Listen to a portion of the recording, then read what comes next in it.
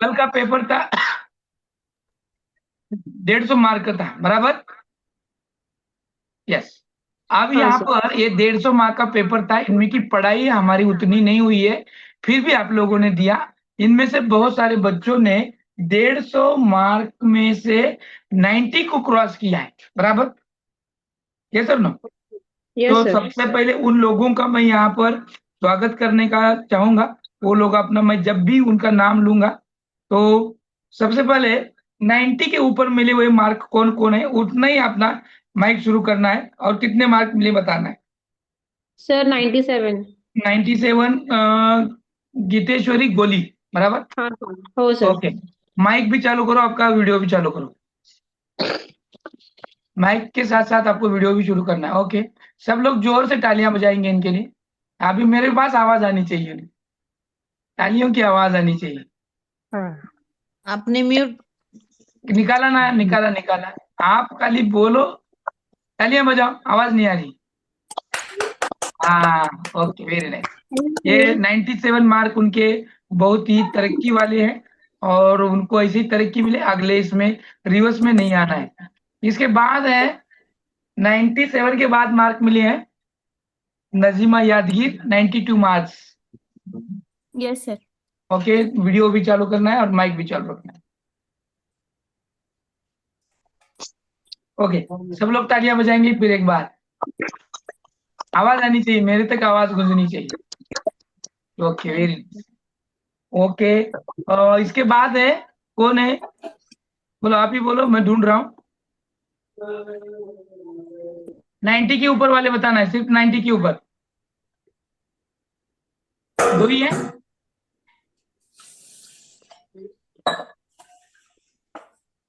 नजीमा यादगीर गोली, और फिर है कदम। दो लोग ही हैं। 90 के ऊपर दो लोग हैं। 90 यानी 80 से लेके 90 तक चार पांच लोग हैं। कौन कौन है? 80 ले यानी 80 से लेके 89 तक के मिले वाले, आप खुद ही चालू करो और बताओ, मैं हूँ, नाम बताओ। सर सर मैं 82 जीनत कौसर शेख। जीनत कौसर शेख, और चलो, जीनत कौसर शेख 82, उनके लिए भी तालियां। बोलो आज, और कौन है? मैं सर 80। मैं सर 80, कौन हाँ, धनराज जेटे सर। ओके, जेटे सर के धीरज लिए धीरज। जोरदार तालियां होनी चाहिए। ओके। और कौन है? जिन्नत है। जिन्नत का भी 82% मिला है ना सर। स्मिता, स्मिता कापसे 85 है ना? स्मिता कापसे है नहीं, है यहाँ पर? कापसे, कापसे आज नहीं है लगता है। ओके, फॉर्म भर रहे हो इसीलिए वो अभी नहीं है। ठीक है। तो जो भी लोगों ने आज परफॉर्मेंस किया कल, बहुत अच्छा था, बेहतरीन था। आप सबको मेरी ओर से बहुत बहुत शुभकामनाएं। और पहला ही पेपर था, पहले पेपर में, पहले अटेम्प्ट में आप लोगों ने इतने अच्छे मार्क्स लिए। आपका मैं तहे दिल से शुक्रगुजार हूँ, और आपको ऐसी ही मार्क मिले, उन्नति मिले, यही आपसे गुजारिश करता हूँ। अभी तो ये शुरुआत है, देखेंगे अभी। दो दो मैंने चार लोग ही, चार पांच लोग ही अच्छे मार्क मिला पा रहे हैं। अगले हफ्ते में इससे ज्यादा लोग कैसे मार्क मिलाएंगे, उसके बारे में हम सोचेंगे, ठीक है। और जो आगे हैं वो रिवर्स में नहीं आएंगे, इसके बारे में भी सोचना है, ठीक है। तो आपको ये ख्याल रखना है, जो 97 92 पर है, अब वो 90 है, वो रिवर्स में नहीं आएंगे। ओके। अब देखो टेस्ट की कुछ सूचनाएं। कल हमने जब टेस्ट डाला था, उसमें हमने पहले बता भी दिया था, हमने इंस्ट्रक्शन दिए थे, सूचनाएं डाली थी, फिर भी आप लोगों को पेपर देते वक्त तकलीफ हुई, बराबर।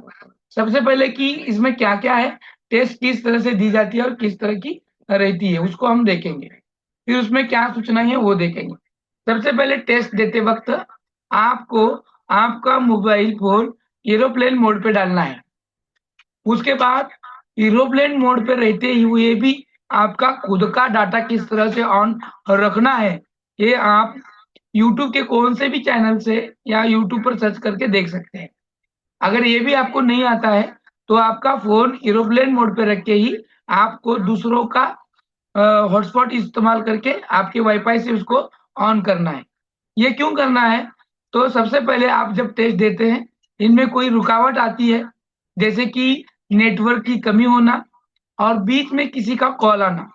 अगर कॉल आता है तो आपको बीच में से ही टेस्ट में से ऑटोमेटिकली निकाल दिया जाता है, आपकी ऑटोमेटिकली टेस्ट सबमिट हो जाती है। नेटवर्क इशू यानी कल 2 लड़कियां बोल रही थी मैंने 56 मार्क्स मिले हैं सर, लेकिन मैं ऑटोमेटिकली टेस्ट से बाहर हो चुकी हूँ। इसकी कारण ही यही है, नेटवर्क इशू। तो इतनी बड़ी इंफॉर्मेशन देकर हमने उस टेस्ट को डाला था। तो सबसे पहले मैं ये कहूंगा कि आपको पढ़ने की आदत नहीं है, तो सबसे पहले इंस्ट्रक्शन को ठीक से पढ़ना है। दूसरी बात, मैंने इतना होने के बावजूद भी 3 वीडियो डाले थे कि किस तरह से टेस्ट को देना है, किस तरह से टेस्ट को सर्च करना है, और स्टडी मटेरियल में टेस्ट कहाँ है और स्टडी मटेरियल कहाँ है और क्या देखना है। ठीक है, तो ये सब बातें आपको सर्च करनी है। सबसे पहले आपको टेस्ट देना है, 150 मार्क की टेस्ट देना है, तो आपको टेस्ट में जाना है। टेस्ट में जाने के बाद वहां पर सर्च बार है, सर्च बार पर आप लिख सकते हैं। शुभम सर ने कल जो पेपर डालते हैं तो उसका एक स्क्रीनशॉट बनाते हैं, और स्क्रीनशॉट बनाने के बाद उसको बहुत सारे ऐसे इंफॉर्मेशन लिखकर उसके पोस्ट कर देते हैं। तो वो जो स्क्रीनशॉट रहता है, स्क्रीनशॉट में जो जो टेस्ट दिखती हैं वही नाम को आपको वहां पर सर्च करना है। अब सर्च करते वक्त क्या करना है, तो सबसे पहले पेपर 1 जो है, पेपर 1 इस तरह का आपको दिखने मिलेगा, पेपर 1 डैश पेपर इस तरह का।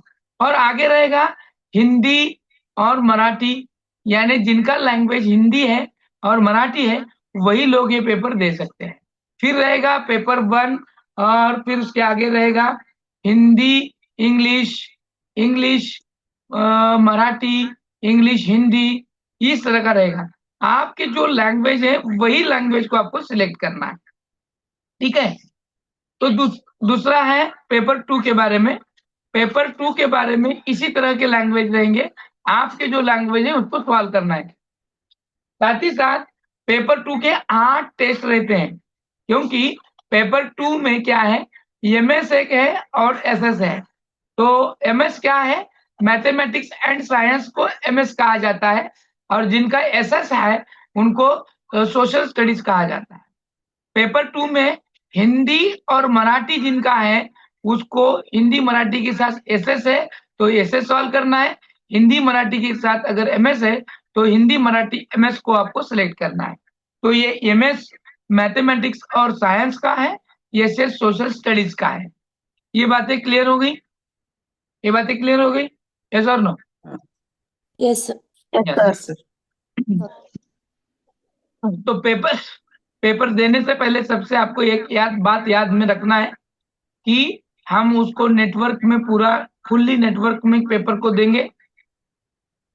पेपर में देते वक्त अगर कोई भी कॉल्स आते हैं, एसएमएस आते हैं, या फिर आपको व्हाट्सएप के मैसेज या कॉल आते हैं, तभी आपको वहां से ऑटोमेटिकली सबमिशन का बटन आ जाएगा और आपका पेपर ऑटोमेटिकली सबमिट हो जाएगा।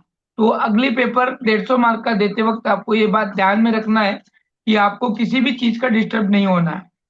दूसरी बात, आपको तब भी पेपर देते वक्त भी एकांत में रहकर, जैसे कि आपकी खुद की स्टडी रूम हो उसमें बैठ के देना है। और अभी भी जब भी हम क्लास में बैठे हैं उस वक्त भी आपको क्लास में बैठते वक्त प्रॉपर रूम में बैठना है। आपके सामने टेबल, कुर्सी, मेज कुछ भी हो उसके ऊपर प्रॉपरली मोबाइल को रखना है, और कोई भी वातावरण को डिस्टर्ब नहीं करेगा, जैसे बच्चों की आवाज, किचन में काम करते हुए आपको ये देखना है। इन सब बातों को अवॉइड करना है। खाना खाते लेक्चर को अटेंड नहीं करना है, खाना पकाते वक्त भी आपको लेक्चर को अटेंड नहीं करना है। आपको प्रॉपरली, ऐसा नहीं है कि आप टीवी को ऑन करें, बातमी देख रहे हैं और साथ में इस क्लास को अटेंड कर रहे हैं, तो ऐसा आप अगर करेंगे तो आपको रिजल्ट 0 आएगा। तो आपको टोटली सबसे प्रॉपर ध्यान में रखना है, ईयरफोन का इस्तेमाल करो या फिर ब्लूटूथ वाला स्पीकर लो, जिससे आपको आवाज मेरी जोर से आएगी। छोटा वाला 100-150 रुपए का जो यूट्यूब ब्लूटूथ वाला स्पीकर मिलता है उसको आपके मोबाइल को कनेक्ट करना है, और जब आप ये जूम वाला एप्लीकेशन चालू करेंगे तो टोटल आवाज उसमें से आपको आएगी, सुनाई देगी।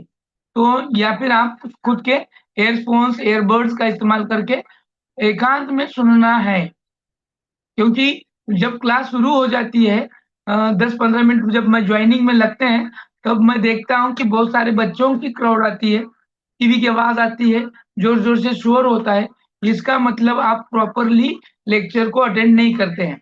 अगर ऐसा होता है तो जो हम पढ़ाते हैं, जो हम समझाते हैं, उस पर आपका ध्यान नहीं रहेगा।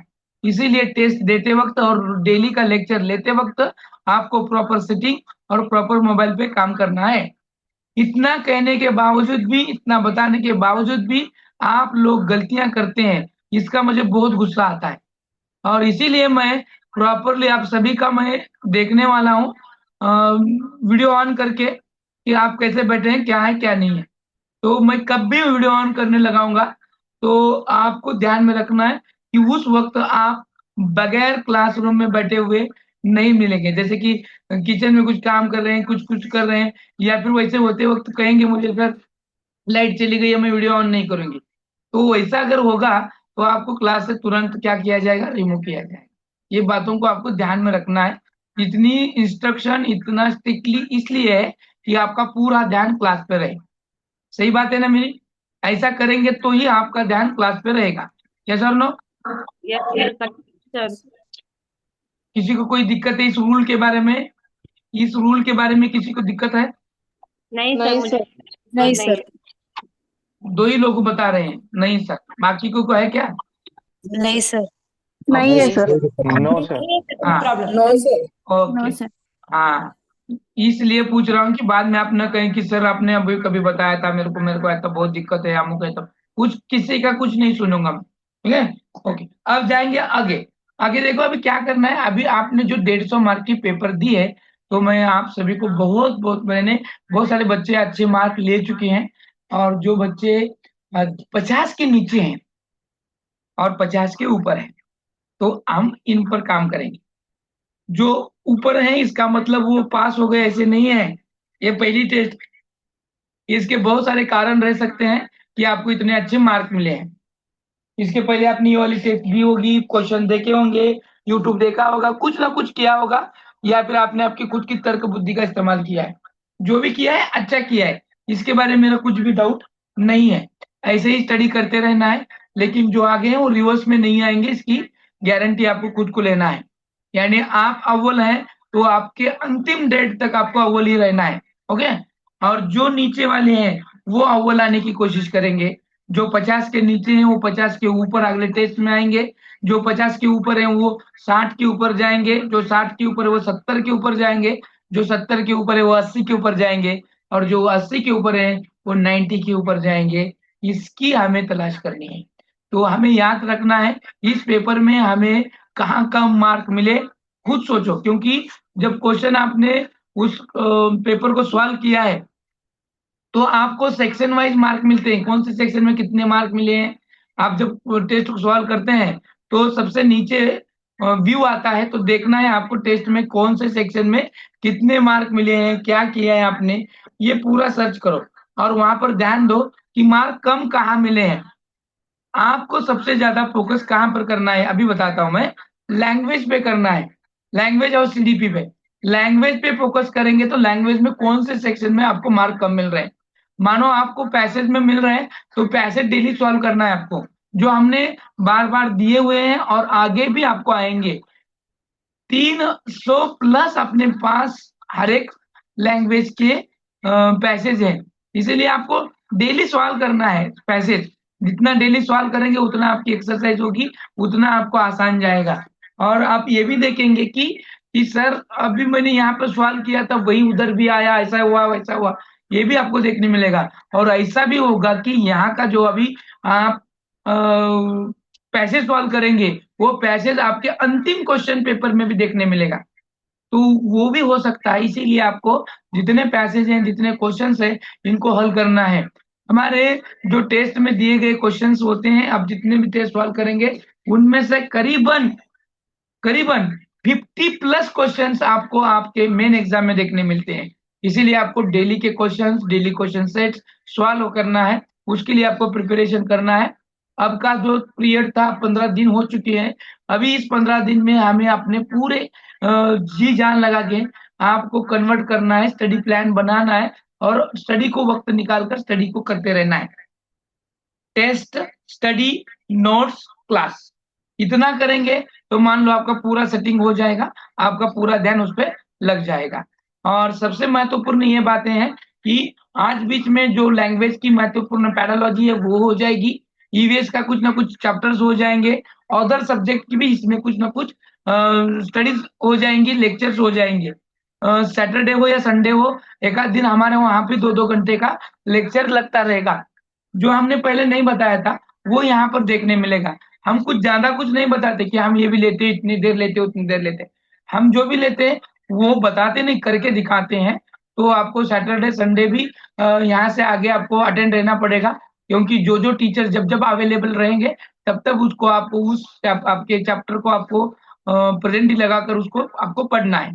ठीक है, फिर वो हिंदी इंग्लिश हो या मराठी, या फिर आपका वो एमएस हो या फिर एसएस हो, जो भी हो उसके इसके लिए आपको तैयार रहना है हमेशा के लिए। ओके, तो ये थी महत्वपूर्ण सूचनाएं। और आप बताओ, अभी 2 मिनट आपके लिए देता हूँ बोलने के लिए, बोलो अभी किसका क्या है। सर सर मुझे एक क्वेश्चन पूछना था। सर हम 150 मार्क का जो एग्जाम देते हैं ना संडे संडे, उस टाइम पे हम ओएमआर सीट का इस्तेमाल कर सकते हैं क्या sir? Yes yes, very nice answer, कर सकते हैं हम। कल ही या फिर आज ही उस ओएमआर शीट को आपके ग्रुप में भेज देंगे। और ओएमआर शीट को प्रिंट निकाल लो, एक 50, 60, 100 निकाल लो। उतने क्वेश्चन पेपर अपने पास यहीं, उतना गोल करने की प्रैक्टिस कर लो। Very nice question. ठीक है सर। और किसका कुछ क्वेश्चंस रिगार्डिंग कल की टेस्ट? सर हाँ सर ये बोलो दीपक। एमएस और एसएस ये पेपर सेकंड में आते क्या? हाँ, पेपर सेकंड में, तो पेपर फर्स्ट किए हैं क्या आप? मैंने एसएमएस मैसेज किया था ना आपको। हाँ सर। सर क्या हुआ, मैं पेपर सेकंड दी, अच्छी बात है। पेपर अभी फर्स्ट, हाँ मैं सेकंड दिए, तो फिर अभी पेपर फर्स्ट भी दे तो चलता ना अभी? और चलता एक चलता, बात, अभी टेस्ट चालू 45 है, मिनट का चालू मार्क, भी हाँ। रहेगी, ये टेस्ट 8 तारीख तक रहेगी। हाँ ठीक है सर, मैं क्या और ये करी? कितने भी मर्तबा दे सकते हैं आप, कितने भी मर्तबा दे सकते सर ओके ओके, मेरा चलता सर, फर्स्ट ठीक है। लैंग्वेज उर्दू है और सेकंड लैंग्वेज इंग्लिश है, हैं। लेकिन हाँ, मुझे उर्दू और हिंदी का पेपर आया था। आया था नहीं, आपने वो सिलेक्ट किया होगा ऑलरेडी वहां नहीं, पर उसमें हिंदी। ऑप्शन ही नहीं था सर, इंग्लिश और उर्दू का, उर्दू इंग्लिश का। उर्दू और फर्स्ट लैंग्वेज उर्दू और सेकंड इंग्लिश। ऐसा भी हो सकता है इंग्लिश उर्दू भी आया होगा, ऐसा आगे पीछे नाम रहते ना। नहीं था सर, सिर्फ 3-4 ही बता रहे थे, वो स्क्रॉल भी नहीं हो रहा था, उतने ही सिर्फ स्क्रीन पर दिख रहे थे। ठीक है, आप मुझे वैसा मैसेज करना था ना, हम देख लेते, अगले बार आ जाएगा। आपका इंग्लिश अच्छा है तो इंग्लिश रखो ना मैडम, चेंज करो आपका लैंग्वेज। नहीं, मुझे उर्दू और इंग्लिश ही रखना है सर। ठीक है, ओके, कोई दिक्कत नहीं, आ जाएगा अगले बार, या फिर अभी कल ही छोड़ देंगे सर सर। जैसे कि सीक्वेंस थोड़ा आगे पीछे हुआ तो चलेगा ना सर? किसका सीक्वेंस? अभी सर फॉर्म टेस्ट में एग्जाम देते वक्त फर्स्ट लैंग्वेज मराठी है और सेकंड हिंदी है, तो पेपर टेस्ट में हिंदी फर्स्ट है, सेकंड मराठी है, चलता है, यहाँ पर एमएस चलता है, मैथ्स यहाँ और पर साइंस। चलता है, हाँ। यहाँ पर चलता है। ओके क्योंकि बहुत सारे टेस्ट हो ओके। जाएंगे ना अगर हम आगे पीछे करते रहेंगे, एक्यूरेट सीक्वेंस लगाएंगे तो एक ही दिन के 12-12 टेस्ट हो जाएंगे। इसीलिए हमने वो यहाँ पर वो दिक्कत नहीं लगाई और डायरेक्टली आपको वो करने के लिए दिया है। और सर और एक स्मॉल डाउट था, अभी ये फुल टेस्ट के बारे में हुआ 150 मार्क्स, जो रेगुलर टेस्ट आप दिए ना सर ऐप में, उसमें बीच में उर्दू है सर। जैसे कि फॉर एग्जाम्पल हाँ, कहाँ पर उर्दू है? Paper 2 Marathi Urdu MS means हम दे सकते हैं ना सर, मैथ्स और साइंस उर्दू में नहीं रहेगा ना वो? अब जहाँ पर उर्दू है वहां पर उर्दू रहेगा ना। सर फिर अब हमारा जो लैंग्वेज अभी वो मराठी और हिंदी है, हाँ, यहाँ पे ऑप्शन मराठी नहीं है हिंदी का ही सर। टेस्ट दे दो ना। तो आप जो दूसरे टेस्ट भेजे ना सर, अलग 30 हाँ मार्क्स के, उसमें हाँ, पूछ रही हूँ sir, Marathi English MS, English Urdu MS ऐसा है, मराठी हिंदी वो एमएस सेपरेट नहीं है। सेपरेट है ना, 30-30 मार्क के, उसमें मिक्स कहाँ है मैडम? ओके मिक्स हेलो कहाँ सर। है, वो अलग अलग से है ना। उर्दू का तुम्हारा सब्जेक्ट है ही नहीं तो उर्दू ओके मत दो ओके ना। उर्दू मत दो, जो तुम्हारा ओके सब्जेक्ट है वही दे दो। Okay. It is simple Hindi Marathi MS. है, ओके। तुम्हारा जो है वही देने का। सीडीपी भी देना है ना, yes sir CDP. Yes sir. हाँ यस यस। हाँ, जो तुम्हारा है वो देना है, जो नहीं है वो नहीं देना है। सर हमारा उर्दू और ये है सर, हिंदी है। हाँ उर्दू और हिंदी। तो जो हाँ 150 मार्क्स का कल का टेस्ट था सर, उसमें तो नहीं था, वो इंग्लिश और हिंदी दी मैंने। तो नहीं, आगे से आएगा क्या उर्दू का हमारा, कि आएगा नहीं आएगा आएगा? मैडम, आएगा आएगा, कोई दिक्कत नहीं है। आप मेरे को क्या करो, पर्सनली मैसेज करो, उसके बारे में हाँ। मैं जो भी कुछ है वो कर दूंगा। नहीं तो अच्छा ग्रुप पर डाल दो, ग्रुप पर डाल दो ये वाली मैसेज, ये टेस्ट नहीं थी बोलकर आ जाएगी आपकी। आ जाएगी सर ना? उर्दू और हिंदी जो बोल रहे हैं ना अभी हाँ मैडम, हाँ, तो उर्दू का तो हमारा एक लैंग्वेज में, फर्स्ट लैंग्वेज में है। बाकी के सब्जेक्ट तो पूरे हिंदी में ही रहेंगे ना हमारे। Yes yes correct madam, Hindi और इंग्लिश रहेंगे ना। यस यस सिर्फ लैंग्वेज वन उर्दू में रहेगा। Yes yes. हाँ। चला आता बस हॅलो करूयात सर. आपण, शिकवायकडे सर जायचं. सर एकच मिनिट सर. हा सर तुम्ही ते शब्द जे आम्हाला समजत नाही ते टाकणार होते ना, ते हा. सोडवत असताना मला म्हणजे मला तरी तुम्हाला ते मी काय काही सांगितलं की तुम्ही कळत लिहून नव्हतं. काढा, ग्रुपला टाका, मिळून जाते. बरं. तुम्हाला जे शब्द आडवे आणि येतात, अडचणीची वाटतात, ते लिहायचे एका वहीवरती आणि त्याचा फोटो काढायचा मस्तपैकी, तो ग्रुपला पोस्ट करायचा, आम्ही टाकून ते ग्रुप. आणि सर ते खूपच जास्तच बारीक होतं ना, आजीचा चष्मा लावून बघावं लागलं मला ते झूम करून करून. हो तरी सर, ते थोडस रीड करून सॉल्व्ह करायला ऐकून घ्या, थोडस आता प्रॉब्लेम ती झाला. त्याच गोष्टीवर वारंवार बोलू नका, बोलू नको, व्याया घालू नका वेळ. आता ते आपण म्हणलं ना की दुरुस्ती करूया, ते टेक्निकल एरर असतात, ते काढून टाकूया, काय अडचण येणार नाही. ठीक आहे, अजून पुढचे 8 दिवस आहेत आपल्याला ते पेपर नवीन येण्याला, होऊन जाईल तोपर्यंत. ओके, आता हॅलो याच्या सर. व्यतिरिक्त काय असेल तर विचार, नाही तर मला पुढे जाऊ द्या. आता बघूयात सर आपण कल के नवीन. पेपर में, हेलो सर, हॅलो. मैथ्स का जो पेपर था सर, हेलो, हाँ तो बोलो, वो एक बार सॉल्व किए तो अच्छा होगा सर। क्या सॉल्व करना है? Maths maths. मैथ्स का पेपर यहाँ पर नहीं सॉल्व करेंगे अपन, जो भी पेपर दिए उसके कोई सवाल यहाँ पर किए नहीं रहेंगे, वो आपके एक्सरसाइज के लिए रहेंगे। जो भी हम हाँ। चैप्टर पढ़ाते हैं उस वक्त वो चैप्टर आता है, तो रिगार्डिंग वो ऑटोमेटिकली सॉल्व हो जाएगा. ठीक आहे, okay hello sir. Sir. Sir या प्रश्नांचे उत्तर आम्हाला एक्सप्लेन करून मिळणार का? नाही मिळणार, कारण तेवढा वेळ नसतो आपल्याकडे. ते एक्सप्लेन करत बसले की सगळंच गोळ होऊन बसायचं. आपल्याला ते नाही फक्त म्हणजे एक्सरसाइजसाठी आहे. नाही पीडीएफ मध्ये ते असं एक्सप्लेन केलेलं भेटणार का? नाही नाही, काहीच भेटणार नाही. जे टेस्ट आहे फक्त ते एक्सरसाइजसाठी आहे, तुमचं नॉलेज वाढवण्यासाठी आहे, आणि त्याची उत्तरं ऑलरेडी तिथंच असतात. त्यामुळे तुम्हाला ते त्याचं उत्तर नेमकं काय हे कळून जातं. त्यामुळे त्याला परत उगा हे करून किंवा आपलं मेन टार्गेट जो आहे त्याच्याकडे न लक्ष बाजूला काढून ते गोळ होऊन जातं. तशा पद्धतीच्या अभ्यासाकडे लक्ष पण देऊ नका तुम्ही. तुम्हाला असं वाटत असेल की सर मी ते जर 150 मार्काचा पेपर सोडवला, 2 तास त्याच्यातच जातात, मग मी शिकवायचं काय आणि काय राहायचं, असं जर रोजच करत बसलो तर ते आपल्या मेन टार्गेटकडे आपण जाऊ शकत नाही. पाठीमागं पण असे 2-3 विद्यार्थी होते, त्यांचं पण म्हणणं असं होतं, पण त्यांना नंतर कळलं की बरोबर आहे सरांचं, आणि त्या गोष्टी त्याच्या तुम्ही लक्षात पण ठेवत चला. ठीक आहे, आता जाऊयात आपण मेन मुद्द्याकडे आपल्या. थांबूयात हॅलो आपण. सर. Hello sir. थांबूयात मॅडम, आता आपण घेऊयात. अतिच महत्वाचं असेल तर बोला, नसेल तर आपण जाऊयात. आता आपण खूप वेळ झाला आपला. ओके, चलो तो पढ़ेंगे अभी हम नए चैप्टर को. ये तीसरा वाला चैप्टर है जिसका नाम है अनुवंशिकता एवं वातावरण का प्रभाव. अभी हमने देखा था असल में जो वाढ़ और विकास है, जिसको हम वृद्धि बोलते हैं, वृद्धि और विकास. वृद्धि और विकास का मानव के विकास पर किस तरह से असर करता है, ये हमने देखा. बराबर. अभी अनुवंश भी किस तरह से असर करता है और वातावरण भी किस तरह से असर करता है, ये हमने देखा. तो फिर वो देखने के बावजूद भी ये चैप्टर अलग से क्यों? बराबर, क्योंकि इस चैप्टर पर अलग से क्वेश्चन पूछे जाते हैं. पेपर 1 में इस पर 2 क्वेश्चंस आते हैं और पेपर 2 में इसमें 1 क्वेश्चन आता है. तो इसीलिए हमें ये अनुवंशिकता एवं वातावरण का प्रभाव देखना बहुत ही महत्वपूर्ण है. अभी जो वातावरण हो या अनुवंशिकता हो, ये हमारे मानव के विकास के लिए बहुत ही महत्वपूर्ण है. अनुवंशिकता ये तय करती है कि मानव का विकास कितने हद तक हो सकता है, और वातावरण ये तय करता है कि उसको कितने हद तक हम ले जा सकते हैं. अगर बीज अच्छा है तो उस बीज को वातावरण अच्छा मिलेगा, तो उसका जो विकास है वो अच्छा होगा. लेकिन बीज अच्छा नहीं है और वातावरण कितना ही पोषक हो, तो बीज की उतनी उन्नति नहीं होगी जितनी होना है. बराबर. तो इसीलिए तो अनुवंशिकता के साथ साथ वातावरण भी महत्वपूर्ण है और इनका प्रभाव हमारे ग्रोथ एंड डेवलपमेंट पर होते रहता है।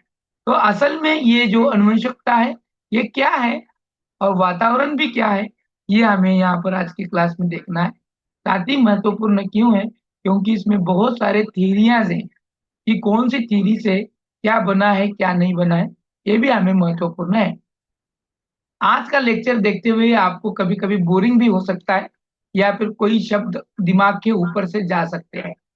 ये गारंटी कर लो कि ये दिमाग के ऊपर से जाएगा, लेकिन आप भी ये तय करना है कि कितना भी दिमाग के ऊपर से जाए आप हिलेंगे भी नहीं डुलेंगे भी नहीं।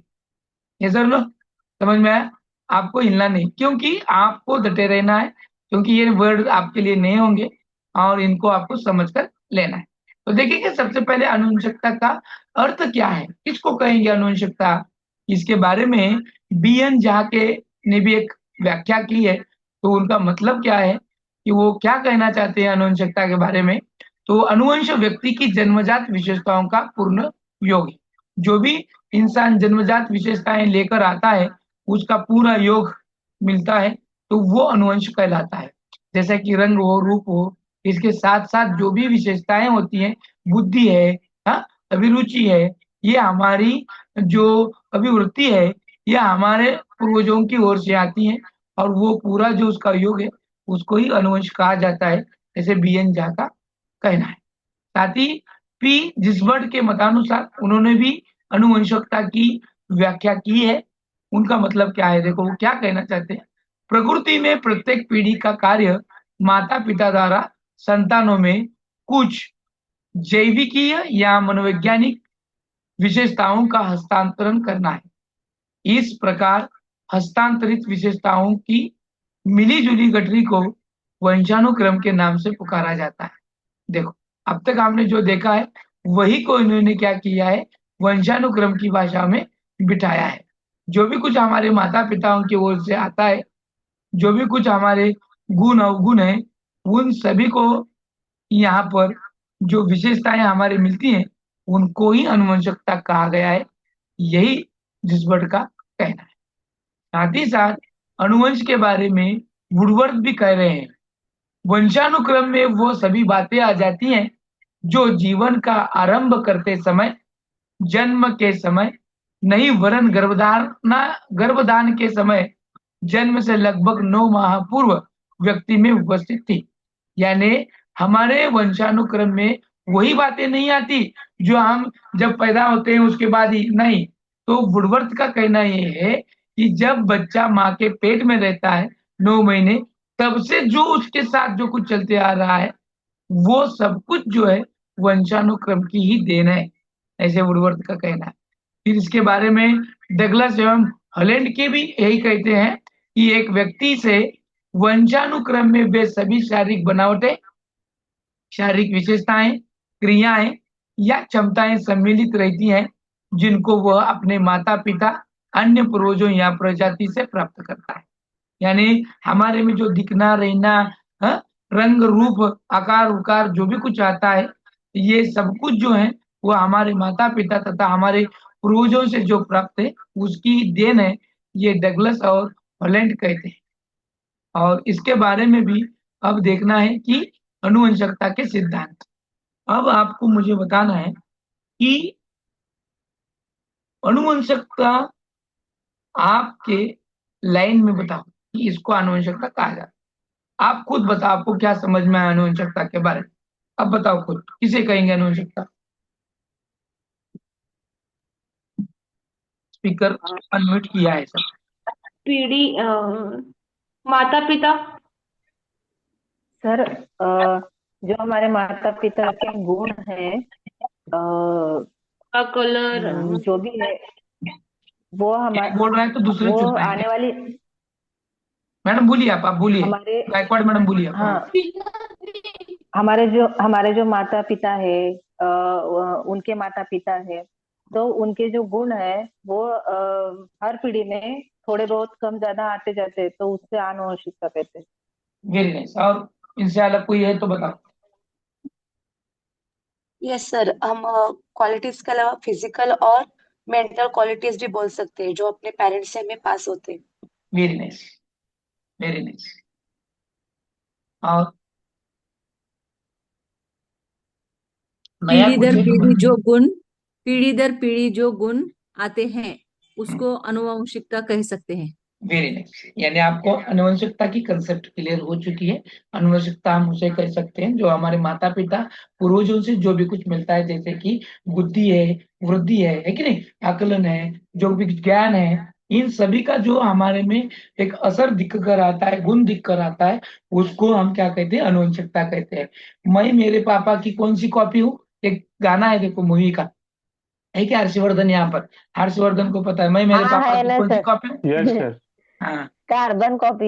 यस। Carbon copy. क्यों कहा गया? क्यों कहा गया भाई मेरे पापा की कार्बन कॉपी? इसलिए कहा गया कि वो अनुचकता से आता है, बराबर कि नहीं? पापा डिक्टो पापा जैसे गुण होते हैं हमारे में। कभी कभी डिक्टो, कभी कभी ऐसे होता है, देखो आपके घर का जो माहौल होता है ना, बहुत ही सुसंस्कृत होता है। घर में रोज टाइम से उठना, देव पूजा, जो आपकी जो टाइमिंग हुए वो पूरा आप करते हैं। लेकिन आपका बेटा थोड़ा अलग किस्म का रहता है, तो कभी भी आपके विरोध में रहेगा, वो बंद करेगा, कोई सुसंस्कृत बातें भी नहीं करेगा। तो आपको ऐसे भी दिख कर आएगा कि दादा हो या फिर परदादा हो, इसके जैसा ही करते थे। तो कभी कभी ऐसे गुण दिख कर आते हैं हमारे बच्चों में कि जो हम कितना भी अच्छा वातावरण उसको प्रोवाइड करें, तो एक दो गुण उसमें झलक के आते हैं। हमारी मम्मी भी कहती है कभी कभी, इसमें पूरे दादा के गुण है, इसमें नाना के गुण है, वगैरह वगैरह। ये जो गुण आते हैं ना, ये गुण अनुवंशिकता से आते हैं। वो ऐसे नहीं, ऐसे ट्रांसफर होते हैं, माता पिता के होते हैं। इसीलिए जो ट्रांसफर वाले जो गुण है, फिर ये अनुवंशिकता से आते हैं। फिर कौन कौन से गुण, कौन कौन से इसके से आते हैं, उसे क्या कहते हैं, इसके बारे में बहुत सारे मनोवैज्ञानिकों ने स्टडी की, उसका अध्ययन किया, उस पर रिसर्च किया। और ये रिसर्च 5-5, 10-10 हजार लोगों पर करके उसमें उन्होंने क्या किया, कुछ सिद्धांत डाले। जैसे कि देखो, कोई गुण होता है, ऐसे बहुत सारे गुण होते हैं। अनुवंशिकता से कौन से गुण आते हैं? आप सुबह में या फिर अभी शाम में जब रसोई में होते हैं, और रसोई में जब आप प्याज को काटते हैं, उस वक्त क्या हुआ, आपकी उंगली कट गई।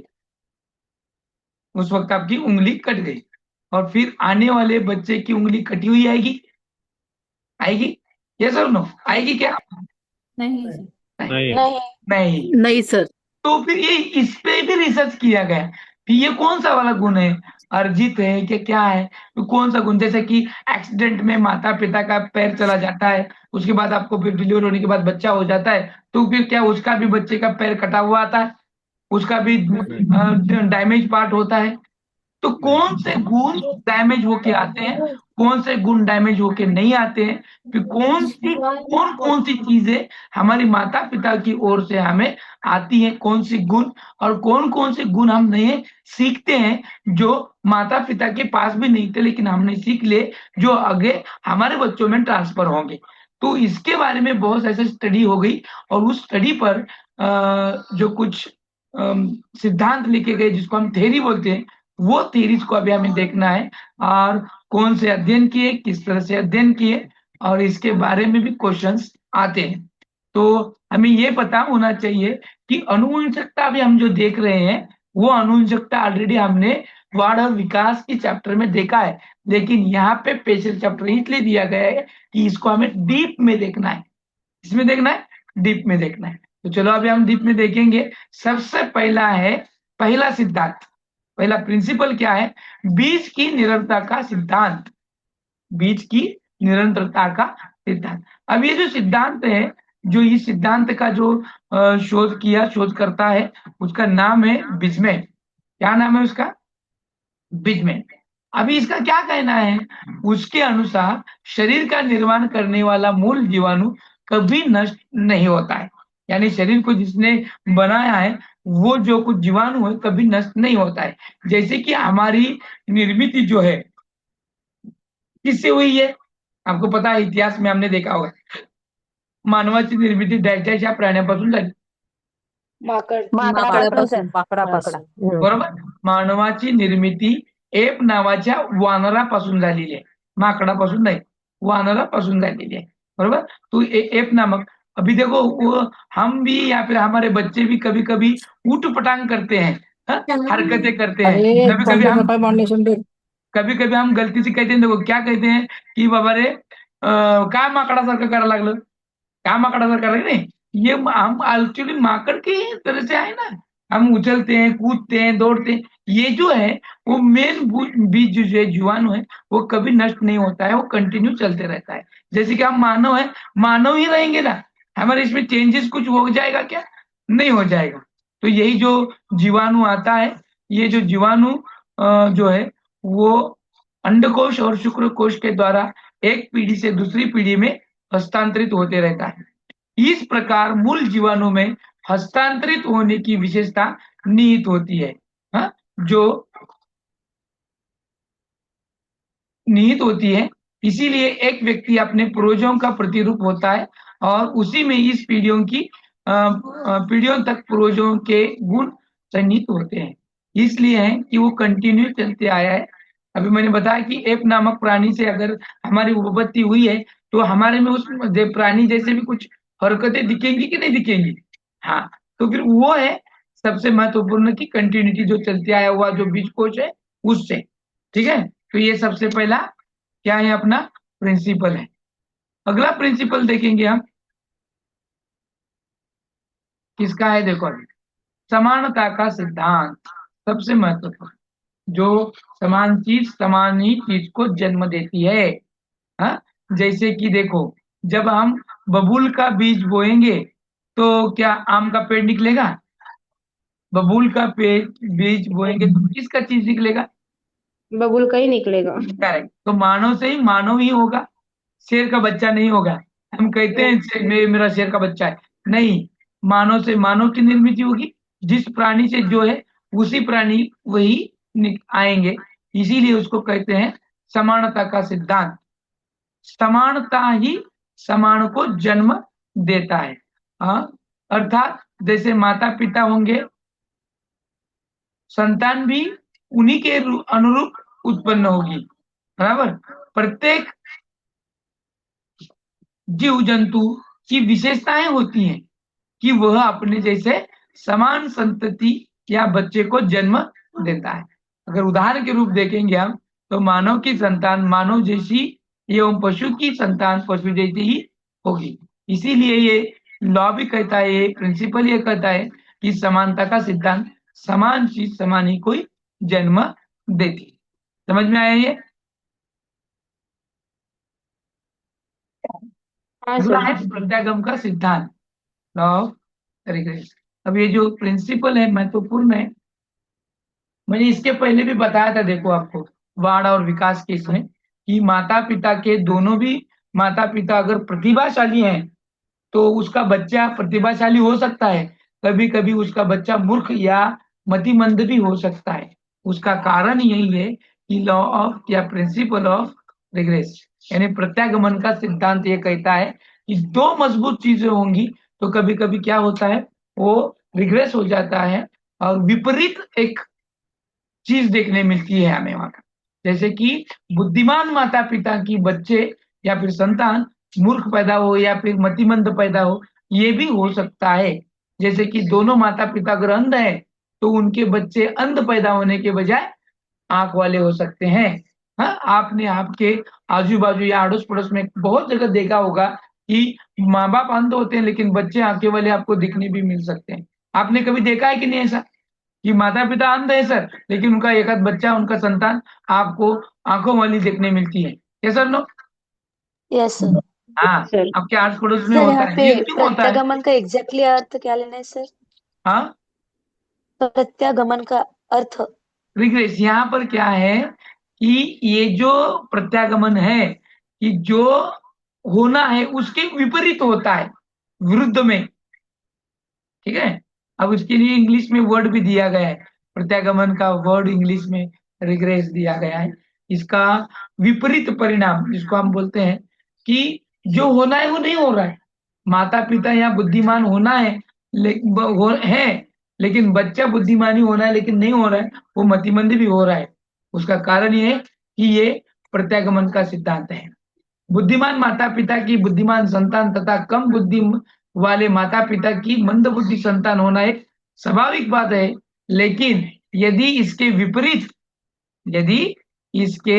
विपरीत बुद्धिमान माता पिता की संतान मूर्ख उत्पन्न हो या मूर्ख माता पिता की संतान तीव्र बुद्धि वाली पैदा हो, तो एक बड़ा प्रश्न उठ खड़ा होता है कि इसका कारण क्या है। तो इसका अंतर है वो प्रत्यागमन का नियम देने में सक्षम है। यह नियम बताता है कि विपरीत गुणों का उत्पन्न होना भी प्रत्यागमन है, यानी विपरीत गुण भी हो सकते हैं। हम कितना भी अच्छा करें कभी कभी उसके विपरीत होता है। उसी तरह से दो मजबूत चीजें होती हैं। तो ये जो प्रत्यागमन का सिद्धांत है, ये सभी में देखने नहीं मिलता है।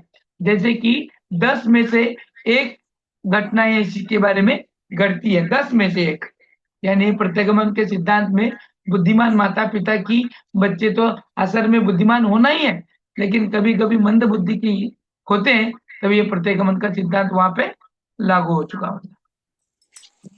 ओके, तो अभी नेक्स्ट सिद्धांत की ओर जाते हैं।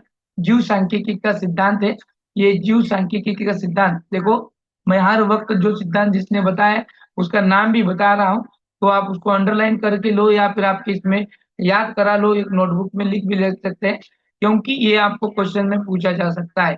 तो जीव सांख्यिकी सर का पिछले सिद्धांत दो जो का है, इसका बताओ जन्मदाता और है एक वो बार। फ्रांसिस गाल्टन है। कौन है?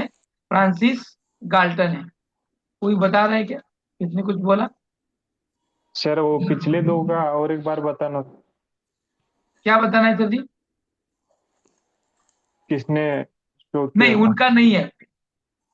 नहीं है ना वो।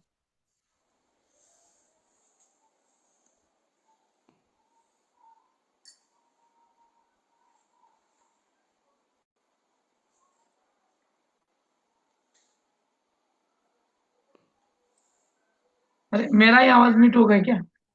हाँ, मैंने क्या कहा कि जो पहला सिद्धांत है वो क्या था और किसका था? आपने लिख कर लिया होगा, आपका ध्यान कितना है देखेंगे। बीजकोश की निरंतरता का बीज सिद्धांत। को इसका नहीं, किसका था वो? बीजमैन। बीजमैन। बीजमैन। दूसरा सिद्धांत बीजमैन। क्या है? दूसरा सिद्धांत समानता का सिद्धांत। समानता समानता का का सिद्धांत, सिद्धांत। जिसका कोई जन्मदाता नहीं है। दूसरा तीसरे सिद्धांत क्या है? प्रत्यागमन का सिद्धांत। क्या था? प्रत्यागमन का सिद्धांत। ओके, प्रत्यागमन का सिद्धांत। अब चौथा है जीव सांख्यिकी का सिद्धांत। सिद्ध सिद्धांत। ये जो सिद्धांत है ना, इसको आप एक लाइन में लिखकर उसके सामने संस्थापक का नाम लिखकर आप इसका चार्ट बना सकते हैं, जो चार्ट आप आपके पढ़ाई में रख सकते हैं दीवार पर, जहां पर आप बैठे हैं, जिस रूम में, उस रूम में आपके दीवार पे ये वाले चार्ट दिखने चाहिए। उठते बैठते चलते फिरते आप अगर इस पे थोड़ा भी ध्यान जाएगा तो भी आपको क्या होगा, ध्यान में रहेगा। जीव सांख्यिकी का सिद्धांत है, इसका जो जन्मदाता है वो फ्रांसिस गाल्टन है।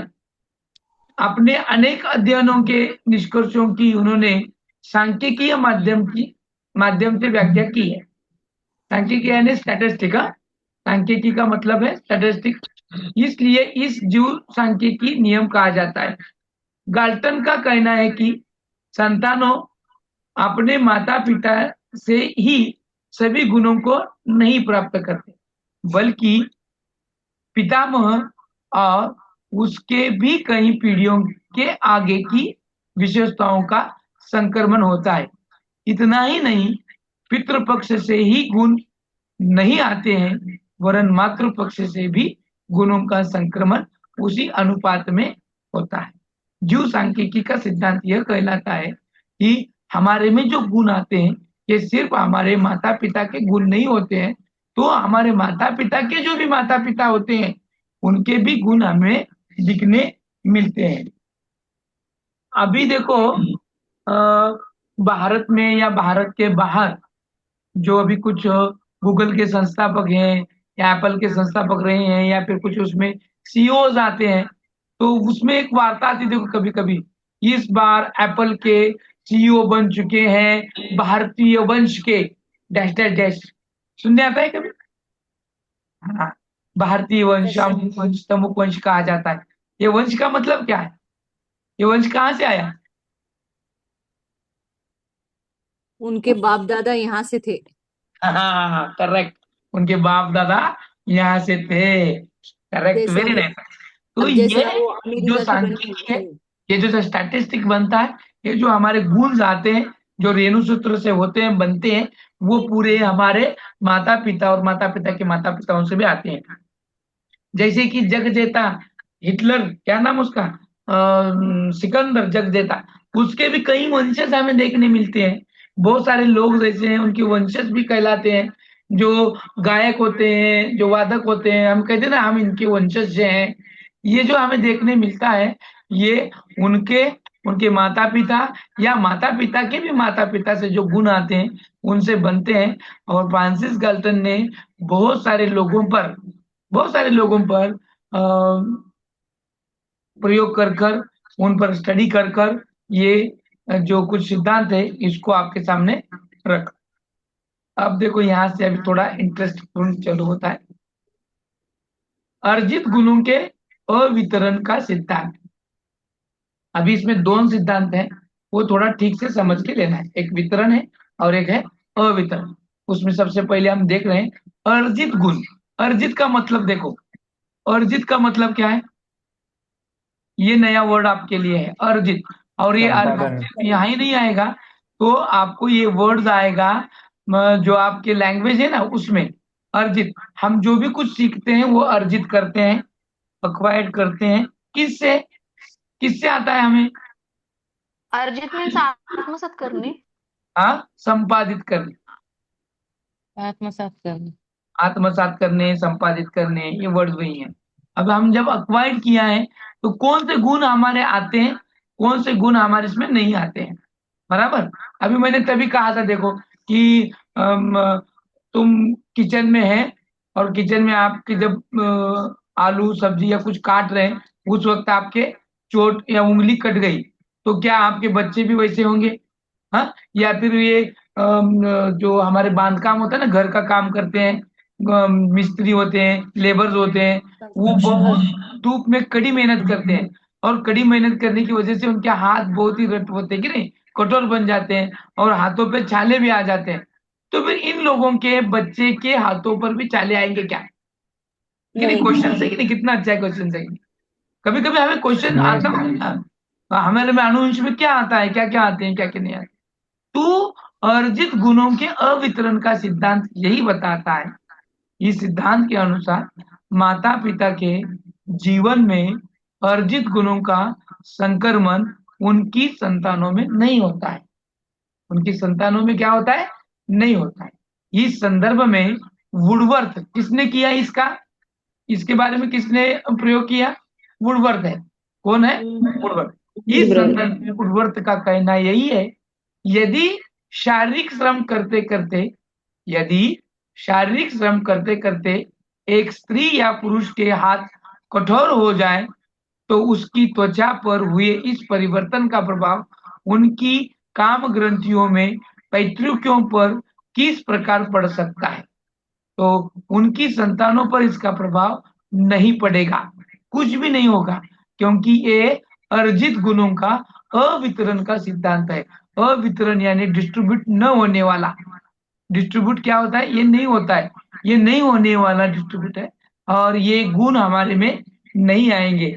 ऐसे गुण जो शरीर को, मग मला सांगा, असं जर होत नसेल तर ते मागे एक बघा, अंधश्रद्धा पण माणसाची कशी असते, ग्रहणाच्या वेळेस आई जेव्हा ग्रहण असते ना, ज्यावेळेस गर्भवती महिला असते, त्यावेळेस काही ठिकाणी म्हटलं जातं बा, की आई जेव्हा म्हणजे बाळ जेव्हा पोटात असतो, तेव्हा जर कुठलंही ग्रहण असलं तर त्या ग्रहणाच्या काळामध्ये हाताची बोटं बिटं असा मुक्त मुक्त उडू नये, काही कापू नये, काही चिरू नये म्हणतात की नाही? पाहिलं कधी? ऐकण्यात आहे की नाही तुमच्या? हो ऐकलं सर, मी खूप वेळा ऐकलं. हा, आणि असं ही अंधश्रद्धा ऍक्च्युअल. आता ते कापलं तर काय मुलाचं होठ कापलं देणार आहे का, बोट कापले देणार आहे का? तो ये अर्जित गुणों के अवितरण का सिद्धांत है, इसीलिए ऐसे गुण यहाँ पर ट्रांसफर नहीं होते हैं। समझ में आया? तर ही जी काय असते आपली ती एक अंधश्रद्धा असते, आणि वो जो गुण है, अब देखो कौन से गुण ऐसे हैं जो वितरित होते हैं। अब हमने देखा कि हमें जो शारीरिक हो चुका है वो हमारे से ट्रांसफर नहीं होता, लेकिन ऐसे कुछ गुण हैं जो ट्रांसफर हो रहे हैं, जो क्या हो रहे हैं, ट्रांसफर हो रहे हैं। अर्जित गुणों का वितरण और अवितरण, ऐसे दो पार्ट है। हमने जो पांचवा सिद्धांत देखा है वो अर्जित गुणों के अवितरण का था। अब हम छठा जो सिद्धांत देख रहे हैं वो अर्जित गुणों के वितरण का सिद्धांत है।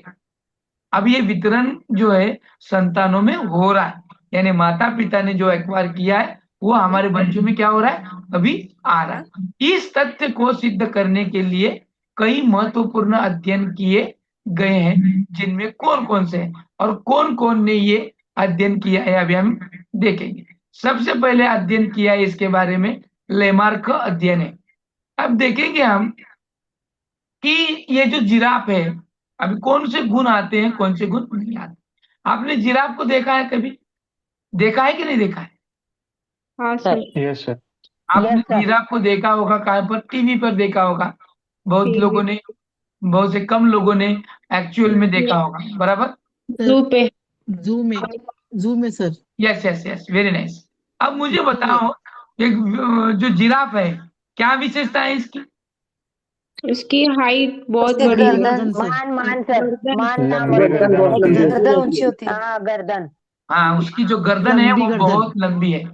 अब मेरा क्वेश्चन है, इस जिराफ की गर्दन, जब जिराफ था तब इसकी गर्दन तब से ही इतनी लंबी है क्या? तब से ही इतनी उसकी गर्दन लंबी है क्या? नहीं सर। है क्या? हाँ सर। तो मतलब जन्म से लेकर तो पूछ रहे हैं या सर, फिर बता पहले सर। से? पहले उत्पत्ति जब हुई ना उसकी बेचारे की, तब से। हाँ सर, हाँ पहले से। हाँ, पहले पहले से से ही। ही। पहले इतनी लंबी गर्दन नहीं हाँ थी। सर। ओके, अब देखो ये जो जिराफ है, ये जिराफ में गुण आया अर्जित गुणों के वितरण का, यानी कुछ चीजें ऐसी होती हैं जो हम अर्जित करते हैं और उसका वितरण आने वाले पीढ़ियों में दर बदल होते रहता है। अब ये जो जिराफ है इसमें भी ये गुण आया। सबसे पहले जो पूर्व, जो हमारे एकदम शुरू के जो जिराफ थे उनकी गर्दन इतनी लंबी नहीं थी, और इस जिराफ के बारे में अध्ययन किया है लेमार्क ने। और ये लेमार्क ने अध्ययन करके उन्होंने ये साबित किया कि कुछ ऐसे गुण होते हैं जो अर्जित होते हैं या फिर वितरित होते हैं।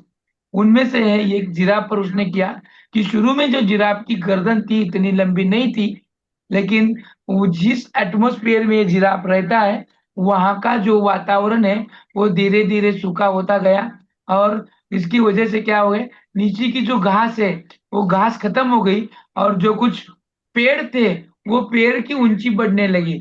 और खाने के लिए जिराफ को कुछ भी नहीं है, अगर खाना है तो आपको पैर उठाकर खाना है, जो पेड़ ऊंचे ऊंचे हैं। तो उस एटमॉस्फेयर में टिककर रहने के लिए जो जिराफ ने जो कुछ हलचल की वो थी गर्दन उठा उठाकर पेड़ के पत्तों को खाना। तो दरमजल करते करते धीरे धीरे धीरे ऑटोमेटिकली जिराफ की गर्दन छोटी छोटी से बड़ी बड़ी बड़ी बड़ी बड़ी होती गई, और जो आज हम उसकी गर्दन को इतना बड़ा देख रहे हैं वो अर्जित गुण की ही एक प्रतिकृति है या फिर उसका एक असर है, ये हम कह सकते हैं। क्योंकि लेमार्क का जो अध्ययन है वो यही बताता है। लेमार्क क्या बताता है? लेमार्क ने जिराफ का अध्ययन करके बताया कि जिराफ की गर्दन पहले लंबी नहीं थी, परंतु परिस्थितिवश जीवन निर्वाह करने के लिए वह अपनी गर्दन ऊपर उठाता रहा, क्योंकि बिना गर्दन ऊपर उठाए वह पत्ता नहीं खा सकता था। और इसी तरह अन्य पीढ़ियों के जिराफ भी करते रहे, फलता उस प्रजाति की गर्दन लंबी हो गई। आया बात समझ में? तो कुछ ऐसे गुण हैं जो वितरित हो चुके हैं, समझ में आया? तो क्वेश्चन किस तरह से आता है, निम्नलिखित में से कौन सा उदाहरण अर्जित गुणों के वितरण का है? जिराफ का। हाँ, तो लेमार्क का सिद्धांत है, लेमार्क का अध्ययन है जो हमने जिराफ के बारे में देखा है। समझ में आया?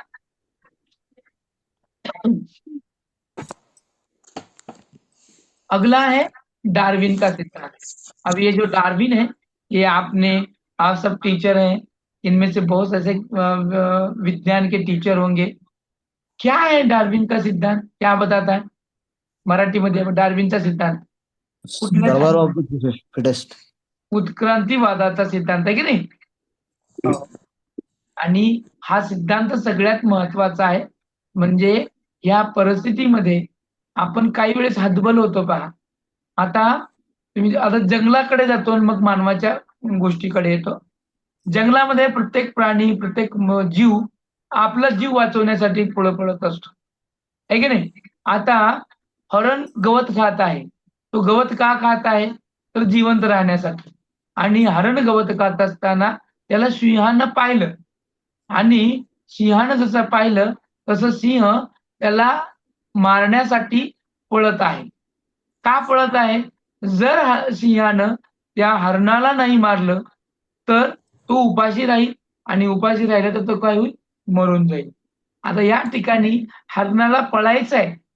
का पळायचं आहे तर त्याला सिंहाच्या तोंडात जायचं नाही. जर तो खूप पळला नाही तर सिंह त्याला मारेल आणि हरणाचा जीव मरून जाईल. म्हणजे हरण पळतोय स्वतःचा जीव वाचवण्यासाठी, सिंह पळतोय त्याला मारून स्वतःचा जीव वाचवण्यासाठी. याने हर एक जीव अपनी अपनी जान बचाने के लिए, हालात को पाने के लिए संघर्ष करता है और उस संघर्ष को ही जीवन कहते हैं. तो क्या है ये डार्विन का अध्ययन देखेंगे हम. तो डार्विन कहता क्या है. इस संदर्भ में डार्विन का विचार लेमार्क से कुछ भिन्न है. लेमार्क ने कहा कि अर्जित गुणों के वितरण का सिद्धांत, लेकिन ये डार्विन को मान्य नहीं है. डार्विन क्या कहता है कि जहां लेमार्क का कहना है कि जीवन रक्षा के लिए प्राणी जो विषय उसी वजह से जो कुछ गुण उनमें आ रहे हैं वो गुण जो थे वो डार्विन ने बताए. लेमार्क के जो है तो लेमार्क के इस गुण को वो क्या कहता है उसको एक्सेप्ट नहीं करता. क्योंकि डार्विन का मत ये है कि प्राणी या व्यक्ति को जीवित रहने के लिए संघर्ष करना पड़ता है. जिसमें संघर्ष की क्षमता होती है वे जीवित रह जाते हैं. जो कमजोर होता है संघर्ष नहीं कर सकता वो नष्ट हो जाता है. तो जीने के लिए संघर्ष महत्वपूर्ण है और वो क्षमता हमें होना बहुत ही जरूरी है. संघर्ष करने की जो क्षमता आहे हमें बहुत ही जरुरी और महत्वपूर्ण आहे. म्हणून मी नेहमी सांगतो की आपल्याला जी संघर्ष येतात ती संघर्ष आपल्याला ताकदवान बनवून जातात. या अडचणींना तुम्ही जोपर्यंत आपण त्याला सामोरे जात नाही त्या संघर्षावर आपण मात करत नाही तोपर्यंत आपण यशस्वी होत नाही. आणि जो संघर्ष करतो तोच जगतो. जो संघर्ष करत नहीं तो नष्ट हो जातो. बराबर. तो फिर बहुत सारे लोग सुसाइड करते हैं. उसका कारण ही यही है कि वो संघर्ष नहीं कर सकते और संघर्ष नहीं करते इसीलिए वो नष्ट हो जाते हैं सुसाइड करते. बस वेरी नाइस. तो ये भी सिद्धांत है हमारे डार्विन का जो बहुत कुछ बताना चाहते हैं. अगला नेक्स्ट है भिन्नता का सिद्धांत. अभी भिन्न है इसके बारे में सोरेनसन कहता है. क्या कहता है. भिन्नता पाए जाने का कारण जो भिन्नता है ना वो पाए जाने का कारण माता पिता के बीज कोशों की विशेषता है. यानी हर एक बच्चा जो होता है एक ही माँ बाप के दो बच्चे होते हैं एक समान नहीं होते वो अलग अलग होते हैं. तो क्यों होते हैं तो बीज कोश में अनेक जीन्स होते हैं जो विभिन्न प्रकार से संयुक्त होकर एक दूसरे के भिन्न बच्चों का निर्माण करते हैं. जीव वैज्ञानिकों का मत है कि वंश सूत्रों के संयोग में 16,77,07,216 प्रकार की विभिन्नताओं की संभावना हो सकती है. तो इस वजह से हर एक व्यक्ति दूसरे व्यक्ति से अलग है. ये गुण माता पिता के बीज कोश से आते हैं और इसकी वजह से बच्चा एक दूसरे जैसा नहीं होता है. यहाँ तक कि एक ही माँ बाप के 2-3 बच्चे भी एक समान नहीं होते. इतना ही नहीं कि एक ही माँ बाप के एक ही बीज से बने हुए 2 ट्विंस भी एक समान नहीं होते क्योंकि उसका कारण ही है विभिन्नता का सिद्धांत. समझ में आ रहा है. अगला सिद्धांत समझ में आया है. अगला हाँ सर.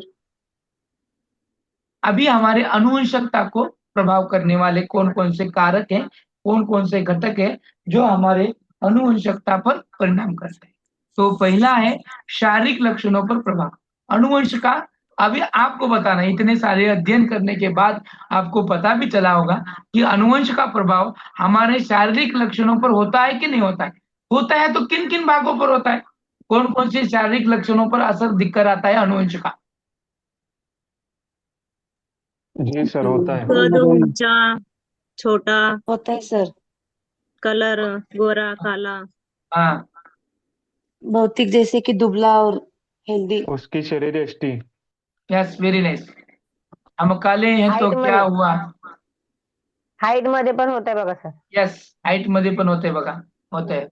नेचर अजून सर, स्वभाव, हा? नेचर. सर काही हा, जन्मखून हा. काही आणि जर जन्म एखाद्याला रात्रंधळेपणा असेल तर ते अनुवंशिकता पुढे येऊ शकते सर. अनुवंशिकतेनं रातांधळेपणा येतो? नाही sir, diseases, diabetes, heart attack. Okay. तर हे जी लक्षणं नाही आहेत सर. आपल्या शरीराची, शरीरावरती दिसून येतात, ऐसे बहुत सारे गुण हैं जो अनुवंशिकता का प्रभाव हमारे शारीरिक लक्षणों पर दिख कर आता है. जैसे कि मार्क्स का, त्याला आपण जन्म गुण म्हणतो, ठीक आहे. शरीर में रंग है, रूप है, उंची है, वजन है, दिखना है. हा, बाप असते जाडजूड, परंतु याची मुलगा बघा कधी कधी कधी सडपातळच होत आहे. हाँ, शारीरिक गुणों पर भी असर आता है बच्चा। लेकिन मैंने पहले भी कहा है कि बेटा माँ बाप का कार्बन कॉपी होता है, बेटा हो या बेटी, माँ बाप की कार्बन कॉपी होते हैं, जो दिखते हैं शरीर में, उनके जैसे दिखना, उनके जैसा स्वभाव आना, ये सब कुछ अनुवंश से आता है। तो अनुवंशिकता शारीरिक लक्षणों पर प्रभाव करती है। कुछ गुण होते हैं या फिर कुछ बीमारियां होती हैं जो क्या होता है, दरमजल करते हुए चलती आती है। अभी डायबिटीज में भी कैसा होता है, कभी कभी माता पिता को डायबिटीज नहीं होता है, लेकिन नाना नानी या दादा दादी को होने की वजह से बच्चों को डायबिटीज हो रहा है। अभी डायबिटीज बीमारी इतनी नॉमिनल हो चुकी है कि 4-5 साल बच्चों को भी डायबिटीज हो रही है। ये सर ना, हो रही कि नहीं हो रही? Yes sir, yes sir. तो ये जो है ना अनुवंशिकता से आती है, तो उस पर असर करता है। बुद्धि पर भी होता है प्रभाव, होता है कि नहीं होता है? गोगार्ड का मत है कि मंद बुद्धि माता पिता की संतान मंद बुद्धि और तीव्र बुद्धि माता पिता की संतान तीव्र बुद्धि वाली ही होती है। तो ये हमें देखने मिलता है, ये अनुवंशिक का ही गुण है। कभी कभी माता पिता अवरेज होते हैं, लेकिन दादा हो या दादी या नाना नानी, फूफा फूफी, चाचा चाची, इनके भी गुण या फिर इनका भी आपको क्या देखने मिलता है कि उनकी बुद्धिमत्ता अपने बच्चों में भी देखने में मिल सकती है। तो माता पिता का भी महत्वपूर्ण गुण है बुद्धि का। सबसे महत्वपूर्ण माता पिता की ओर से ही आता है महत्व गुण सबसे ज्यादा, और बाकी के छोटे छोटे जो गुण है वो अपने उधर से आते हैं। उनके बारे में भी है कि कौन से कितने रेणु सूत्र मिलने के बाद कौन सा गुण किसके पास से आता है वगैरह, वो डीप में है, लेकिन हमें उतना उधर जाना नहीं है। हमें जो कुछ सिलेबस हमारे सीटेट के लिए उसको ही ध्यान में रखकर, मद्देनजर रखकर हमको क्या करना है, इन बातों को सॉल्व करना है। आगे है चरित्र पर प्रभाव, होता है क्या? Yes sir. क्या होता होता है? है ना. क्या होता है? अनुवंश का चरित्र पर कुछ होता है सर, चरित्र पर प्रभाव?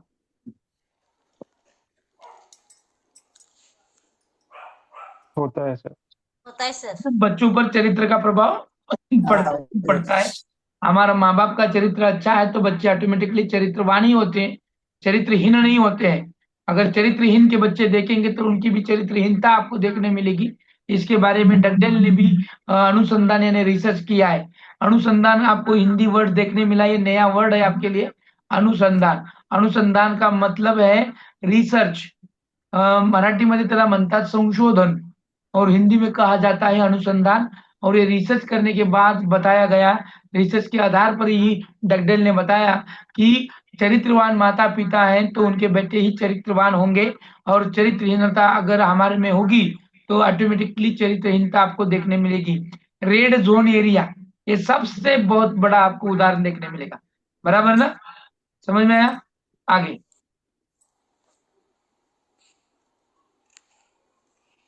तो अगला है वातावरण का अर्थ एवं परिभाषा। अब वातावरण किसे कहेंगे, वातावरण का क्या असर होता है, किस तरह से असर होता है, इन बातों को अभी हमें क्या करना है, देखना है।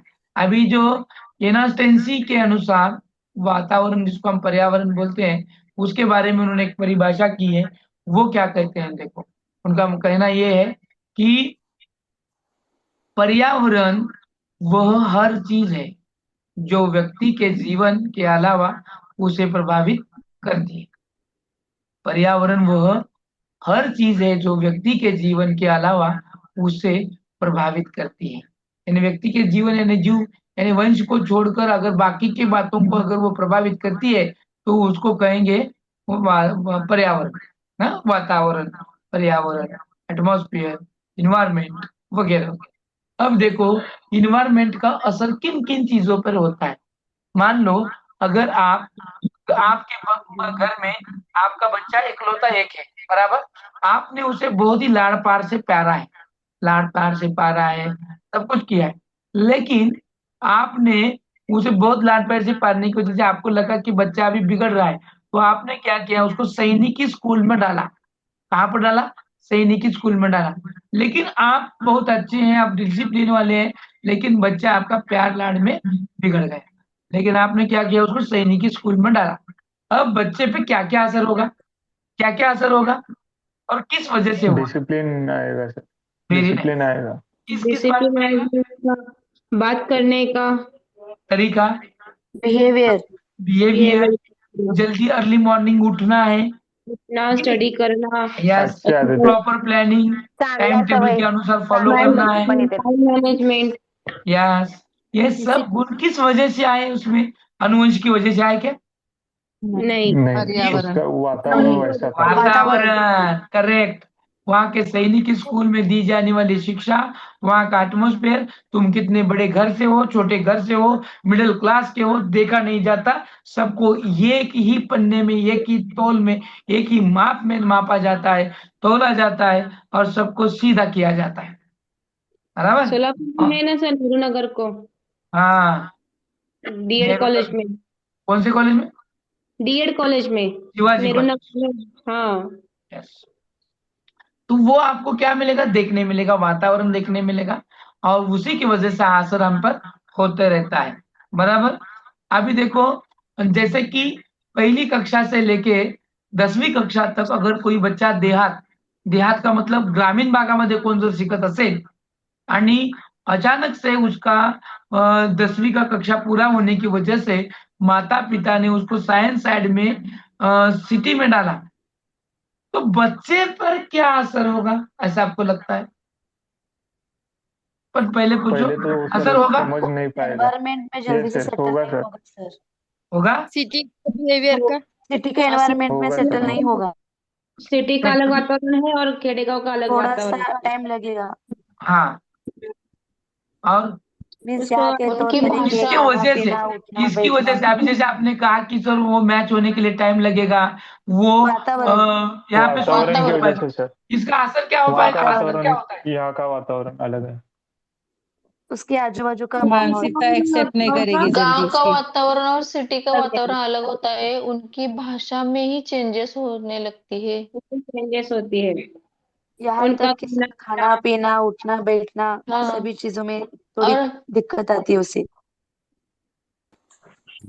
असर पूछा मैंने, असर क्या होता है, और असर, रहने का, पहराव का, असर का मतलब है सर परिणाम त्याच्यावर, परिणाम काय दिसून येतो? उनके सर मानसिकता उसमें एक्सेप्ट नहीं करता आ निगेटिविटी जाता है बढ़ती चीजों जाती को। आता है। एक एक जण बोला भाऊ, जल्दी एक से एक अपने जण आप बोला, को तुम्ही ढाल गोंधळ नहीं करायला सकता। लागले सगळे।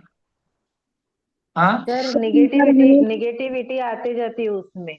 वो अगर मैच नहीं होगा तो निगेटिव लेता है, वो सोचने लगता है कि यहाँ पर अगर मैं मैच नहीं हूँ, मैं मेरे गांव में ही अच्छा है। ऐसे ज्यादातर बच्चों को ऐसे लगता है।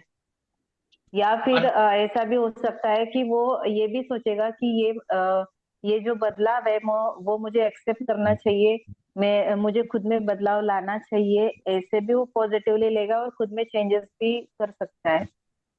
हाँ, प्रदूषण का भी प्रभाव पड़ सकता है सर। वाव, प्रदूषण का प्रभाव, वाव। और एक बताऊं मैं बात, कि बच्चा अगर घुल मिल नहीं लेता है ना, तो गांव के बच्चे शर्माते हैं इधर आने के बाद, तो ये अंतर्मुखी हो जाते हैं, खुद अकेला रहना, किसी से न मिलना। हाँ, दूसरे बच्चे उसका क्या करते हैं, मजाक उड़ाते हैं, मस्करी करते हैं, तो वो यहाँ के वातावरण से बुझ जाता है। तो उसका असर भी ये हो सकता है कि वो बच्चा इस एटमोस्फेयर से अलग हो जाता है, और वो बहिर्मुखी की बजाय अंतर्मुखी बनता है, तो पूरा जो व्यक्तित्व है वो चेंज ही हो जाता है। तो दूसरा देखो भी, जिस बर्ड के अनुसार जो किसी एक वस्तु को चारों ओर से घेरे हुए हैं तथा उस पर प्रत्यक्ष प्रभाव डालता है, वो पर्यावरण होता है। हाँ? जैसे कि अभी हमारा कुछ यहाँ पर एटमॉस्फेयर बन चुका है, हमारा बन चुका है कि नहीं? अभी आप सब क्या कर रहे हैं, प्रॉपर में बैठे हैं, प्रॉपर में बैठकर पढ़ाई कर रहे हैं, तो आपका एटमॉस्फेयर थोड़ा चेंज हुआ है कि नहीं हुआ?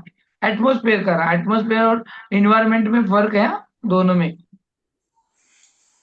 हाँ यस सर, चेंज हुआ। हाँ, कोई असर दिख कर आता है कि नहीं आता है? हुआ कि नहीं तुम?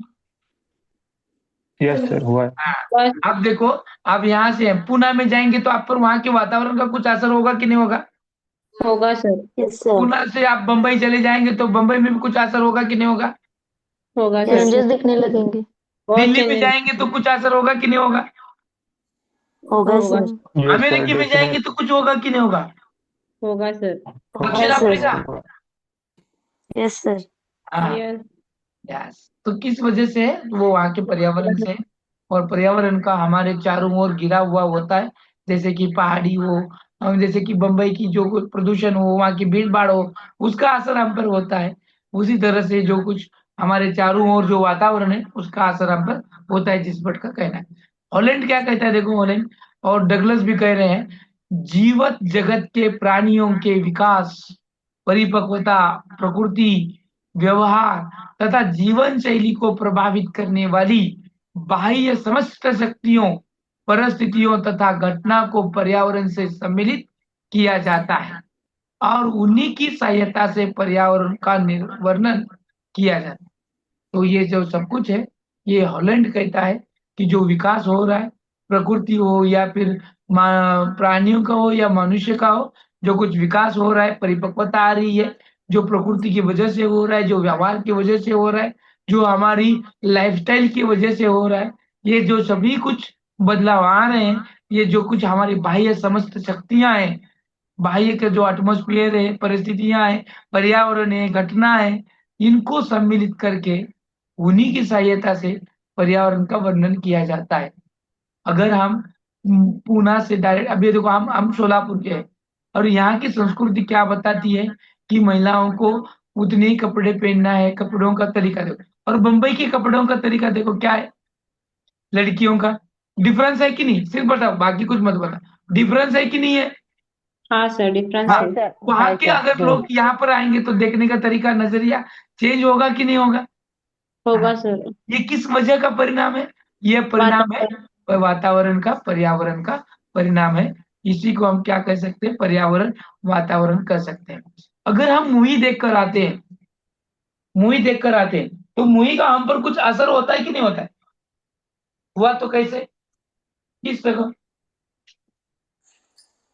सर थोड़े देर है ना, वो दिमाग में वो घूमता सर, और रात में भी अपन सोए ना तो भी वो चालू रहता सर, ये ऐसा है, ये ऐसा है, ये मूवी में ऐसा था, ये ऐसा था बोले। फिर दूसरे दिन थोड़ा थोड़ा थोड़ा थोड़ा ये होता, भूल जाते सर हम। वेरी नाइस, वेरी नाइस, ठीक है। मुझे जो चाहिए वो नहीं मिल रहा है, अभी मुझे चाहिए उसी से निकालता हूँ, कारभारी। ओके, आता एखाद्या पिक्चरचं नाव यस सांगा सर, बरं. Chhaava. Sir Chhaava, sir latest ज्यादातर छावा बघितला. हा बोला मॅडम. तर ते पिक्चर मध्ये जर का म्हणजे जी फॅशन आली असेल, जनरली मुला मुलींची गोष्ट करते, जी फॅशन असेल मग ते फॅशनचं अनुकरण करून तसं राहणं, ते डायलॉग जे असतील ते बोलणं यस, आणि ते माइंड मध्ये ठेवणं, हे असं करतात. Very nice, this is the correct answer, correct, एकदम परफेक्ट। जो मैं चाहता था वही मिला। क्या होता है कि हम मूवी देखने के बाद क्या लेते हैं, तो हीरो की स्टाइल, उसके कपड़े पहनने का तरीका, उसकी बात करने का तरीका, उसका हेयर स्टाइल, उसके कपड़े, उसके जूते, यहाँ तक बारकाई से देखते हैं, और हम उसको फॉलो करने का देखते हैं हमारी लाइफस्टाइल में। यस और नो? गजनी मूवी आने के बाद बहुत सारे लोग गंजे देखने मिले।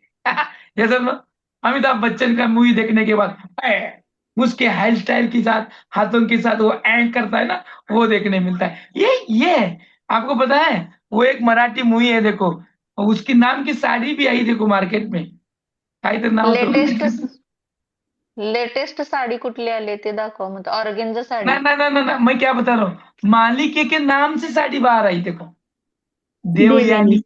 देवयानी। आता मला प्रश्न करू नका, अभी उलट प्रश्न मेरे को मत करो, सर को इतना कैसे पता है ना। हाँ तो ये असर है, ये किसका असर है?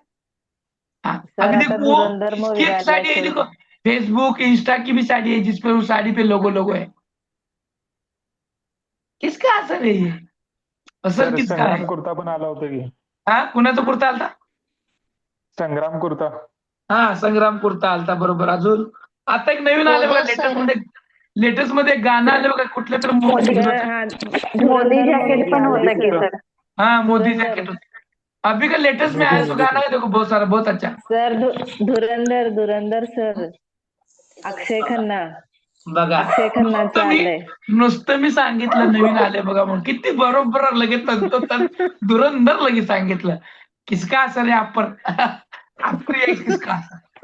यस इट इज अ वातावरण का असर है, ये सब कुछ वातावरण की देन है। हम 7 बजे बराबर टीवी के सामने बैठे हैं, क्योंकि चार्ज भी कभी दी थी, कसौटी जिंदगी की है कि नहीं, कहानी घर घर की, ये देखने बैठते हैं। अभी वो जी पर बहुत सारी मालिका आहे, माझ्या नवऱ्याची बायको म्हणे, उकळत घालून कुठाव का तिला?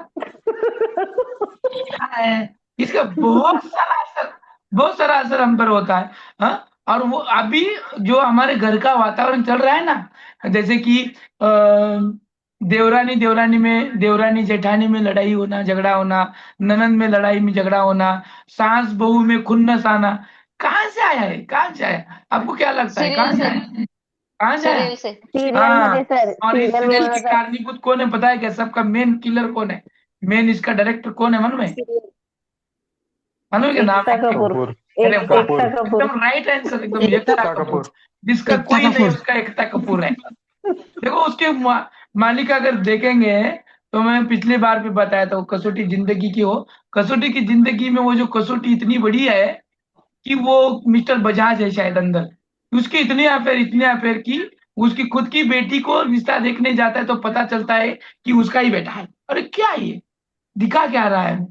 दूसरा वो सास भी कभी बहू थी, छाछ थी, उसमें बहू सास बैठी है तुम्हारे टीवी देख रही, टीवी के सामने सोफे के ऊपर, और बहू अंदर चाय बना रही है, चाय बना के लेके आ रही है, वो बराबर डोर के बीच में है, हाथ में ट्रे है, सास उसको देख रही है, ये सास को देख रही है, और दोनों में संभाषण चल रहा है, मेरे कोई काम बताती ऐसा है वैसा है, यानी दिल में आधा घंटा मालिका चल रही है। ये खाली मन में बता रही है, वो मन में बता रही है। ते परत त्याच्यामध्येच बघा ते जो बड़ी जेठानी देवरानी होती ना, उसकी वो छोटी वाली वो मंदिर जाती है बोलकर उसकी गाड़ी का चाक, ये उसका चाक का जो नट होता है ना, हाथ से लूज करती है। और हम जब गाड़ी पंक्चर बनाने जाते हैं तो बेचारा पंक्चर निकालने वाला उस नट को नहीं निकालता, बिल्कुल पाना लगाकर उस पर ठहर के निकालता है, और ये हाथों से निकाल। अरे वाह क्या! और ये देख के हम बिगड़ गए। हमारे जॉइंट फैमिली, न्यूक्लियर फैमिली क्यों हो गए? कौन है इसका कारण? कौन है इसका कारण? टीवी और ये मालिकाएं, और मालिकाएं के साथ साथ कुछ मूवी ऐसे हैं जो अपने ही घर में क्या लगाने का काम करते हैं? क्या लगाने का काम? काड़ी लावाज काड़ी। ये सब कुछ वातावरण का असर है। आज जॉइंट फैमिली, न्यूक्लियर फैमिली बनने का कारण भी ये वातावरण ही है। एक दूसरे का देखकर हम बनते करते हैं। हाँ आपला तुमचा भाऊ बघा जाऊन सेपरेट राहिला, मग आपल्याला काय होतंय? जो शादी के पहले भाई भाई के बगैर नहीं रहता था, वही भाई शादी के बाद अलग हो जाता है। ये कहाँ से हुआ, क्यों हुआ, कैसे हुआ? ये आते हैं सोशल फैक्टर्स में। ये सोशल फैक्टर है, सामाजिक कारण है। एक दूसरे के घर में का देखते हैं और देखकर हम ये सब कुछ करते हैं। ये हमारा जो खान पान होता है, हमारा रहन सहन होता है, हमारे कुछ परंपराएं होती हैं, हमारी धार्मिक कृत्य होते हैं, रीति रिवाज होते हैं, हमारा जो एक दूसरे से जो चलते आने वाला जो इंटरेक्शन होता है, जिसको हम अंतर क्रिया कहते हैं, ये सभी जो बातें हैं, ये तत्व हैं, ये सब कुछ सोशल फैक्टर से आते हैं। जो सोशल में चलता है, जो चल रहा है, वो सब कुछ मनुष्य के शारीरिक, मानसिक, भावनिक हो या बौद्धिक विकास के किसी न किसी रूप से अवश्य प्रभावित करते हैं, और उसको देखकर ही हम उसको वैसे करते हैं। शरीर हो या मन हो या फिर हमारी बुद्धि हो, ये सब कुछ इस पर असर सामाजिक फैक्टर करते हैं, सोशल फैक्टर। मुही हो, वर्तमान पत्र हो, सब कुछ जो कुछ हो है वो। अब देखो, हम पर इन बातों का भी असर होता है, सोशल फैक्टर का। जैसे कि अब न होने वाली भी बातें हो रही हैं।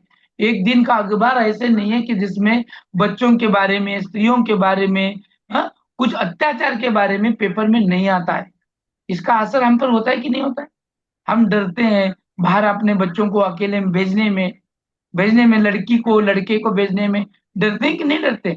किस वजह से?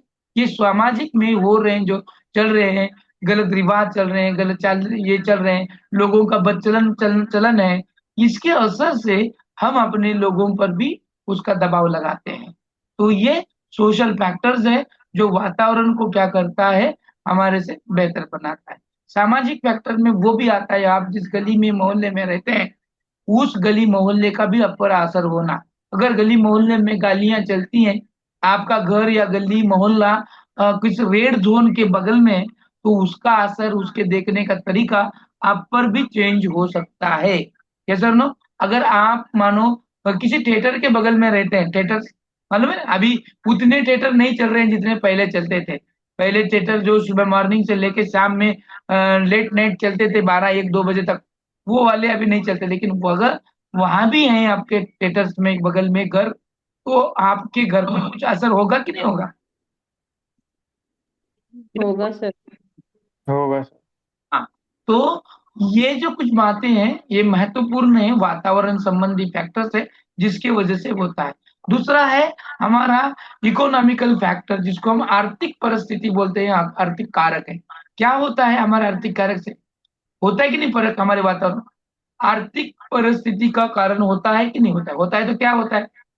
होता है सर। आर्थिक, हमारे पास पैसा रहेगा तो सब कुछ ठीक रहेगा। अगर हमारे पास आर्थिक का बहुत कम रहेगा तो आप में हमारी एजुकेशन की अड़चन आएगी, खाने पीने की तकलीफ आएगी सर। Yes, very nice. अब आपके पास मान लो बहुत सारा पैसा है, क्या असर होगा आप पर? आपका चलन, आपका सुखी बिहेवियर, जीवन चालतं सर. हाँ, जीवन अच्छे से रहेगा सर। जीवन अच्छे से रहेगा, वेरी नाइस। और सिर्फ जीवन पैसों पे चलता है? एजुकेशन कंप्लीट होगा, एजुकेशन कंप्लीट होगा।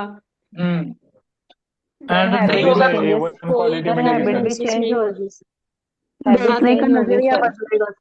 आहे की ज्यांच्याकडे पैसा आहे त्याला जास्त किंमत दिली जाते एक एक जणांचं. वाह, क्या आंसर दिया, किसने दिया देखेंगे मैंने। जिसके पास पैसा ज्यादा है उसको ज्यादा कीमत दी जाती है। वाह, किसने कहा, देखो बोलो। राणी म्हटलं. ओके, बोलो। अब एग्जाम्पल आप ही दो, आप ये आपके दिल में से जो आया हुआ आंसर है। अब जैसे कि फॉर एग्जाम्पल, कारण ज्या ठिकाणी आपण प्रामाणिकपणे वागतो ना त्याला मागे टाकले जातात आणि त्यांना जे सत्य बोलतात त्याला मागे टाकतात. जे नहीं पैसे आपका देऊन भी खोटं बोलतो ना त्याचं खरं तो करतात. झूठ का नहीं था, अभी अभी पैसों का था, ये पैसों के बारे में था। म्हणजे सर रिअल फॅक्ट त्याचं सांगू का मी? घमंड हाँ, असतो रुको सर। रुको रुको रुको रुको, रानी मड्डी को बोलने दो, दिल की भड़ास बाहर आ रही है, बोलो। नाही म्हणजे सध्याची पिढीच तसंच आहे सर एक एक जणांची. आता बघा एका जणाकडे पैसे असून सुद्धा तो नम्रपणे वागतो, गर्व दाखवत नाही. आणि ज्याच्याकडे आहे तो गर्विष्ठपणा दाखवतो, बोलण्यातूनच दाखवतो.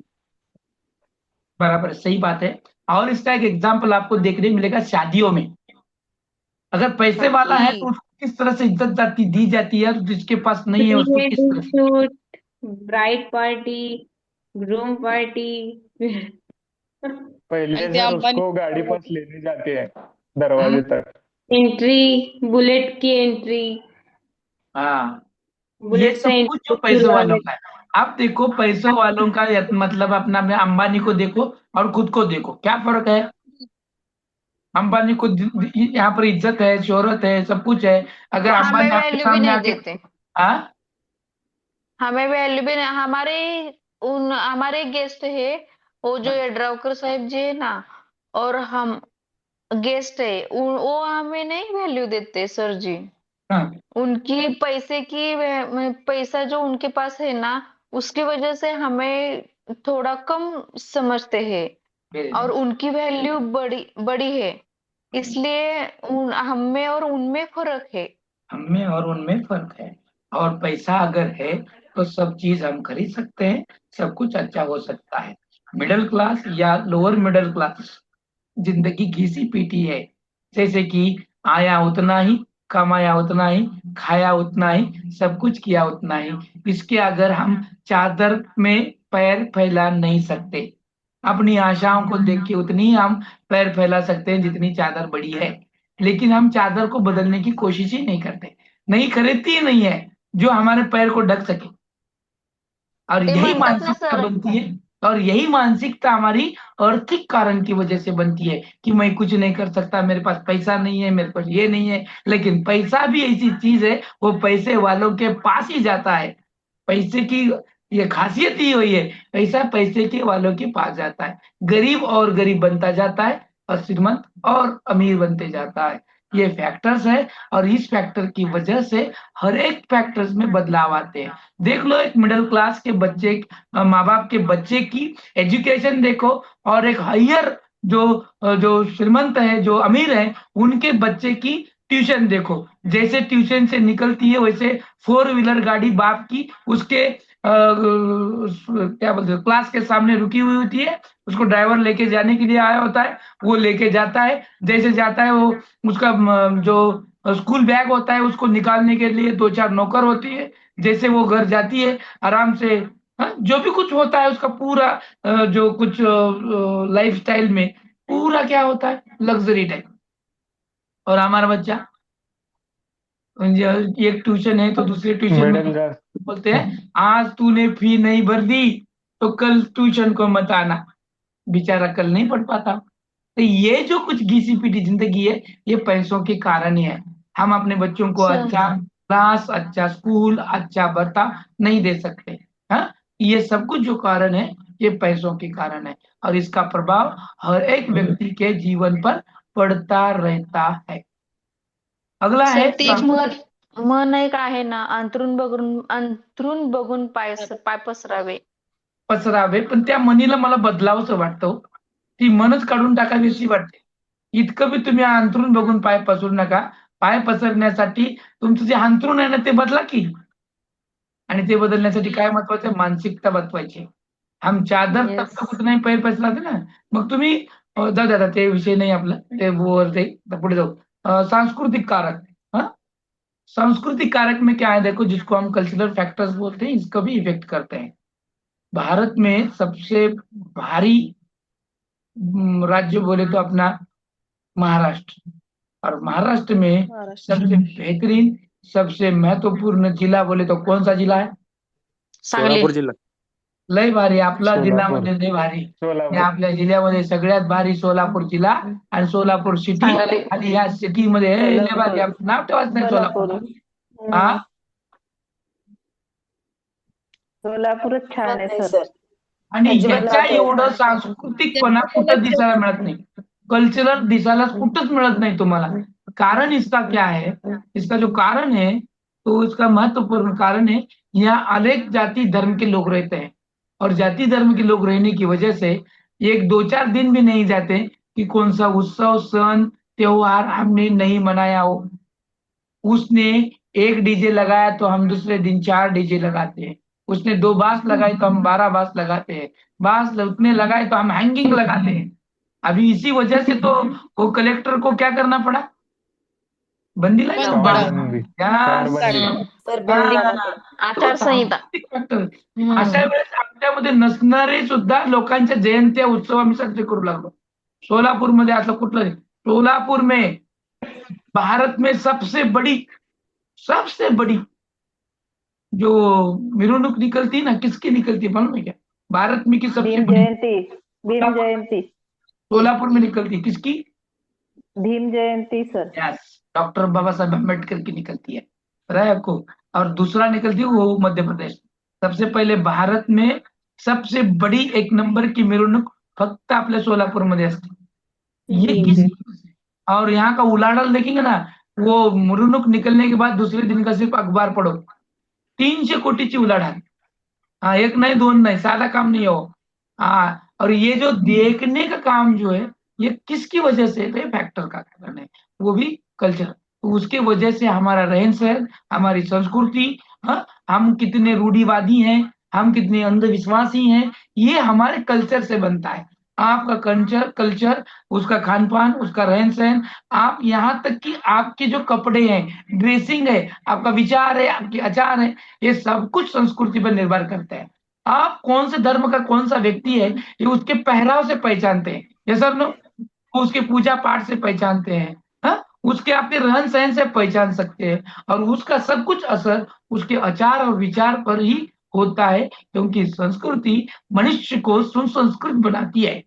वो सुसंस्कृत बनाना उसके धर्म के ऊपर, उसके संस्कृति के ऊपर निर्भर रहता है कि हमारे विचार, हमारा दृष्टिकोण वैज्ञानिक हो या अंधविश्वासी हो, ये भी वो तय करता है जो हमारा सांस्कृतिक फैक्टर है। जो पढ़े लिखे होते हैं उन पर उतना असर नहीं होता अंधविश्वास का, लेकिन उन पर असर होता है वैज्ञानिक दृष्टिकोण का, कि कौन सी चीज को काम क्या कैसे करना है ये। लेकिन जहाँ पर दरिद्रता, जहाँ पर गरीबी होती है, वहां पर सबसे ज्यादा अंधविश्वास देखने मिलता है। जैसे कि बहुत सारे ऐसी संस्कृति है, कल्चर्स है, आदिवासी जाति, जमाती, जनजातियां हैं जो अभी भी अंधविश्वास में चलती हैं, उनके कल्चर भी अलग अलग है। बहुत सारे अखबारों में, पेपर में हमें पढ़ने मिलता है कि यहाँ के रंग रूप ढंग बहुत ही अलग है। तो ये उनका असर, उनकी संस्कृति का उन पर होते हुए हमें दिख कर आता है। अब वातावरण का प्रभाव हमारे किन किन हिस्सों पर होता है? अब वातावरण का असर हमारे शारीरिक पर भी होता है। क्या आता है शारीरिक अंतर पर प्रभाव होता है? कौन बताएगा अभी? बहुत आसान है ये। वातावरण का प्रभाव हमारे शरीर पर होता है। सर रंग, रंग रूप, वेरी नाइस, रंग रूप, जैसे कि गोरा या काला। जैसे गोलाकार, हाँ, जैसे कि अगर वातावरण वातावरण के हिसाब से। वातावरण के बहुत अच्छा प्रदेश है तो कहाँ के गोरे रंग लोगों का के, काला होगा, कहाँ के लोगों का गोरा होगा? जहाँ पे दक्षिण अफ्रीका, होंगे। काले काला, होंगे, जहाँ पे गोरे होंगे। कहाँ की गोरेंगे? आवाज नहीं आ हाइट, रही। बर्फ सर, बर्फ जहाँ पे ठंडा वातावरण रहे। हाँ, तो जम्मू कश्मीर का जो भौगोलिक वातावरण है, वहां के लोग कैसे रहेंगे?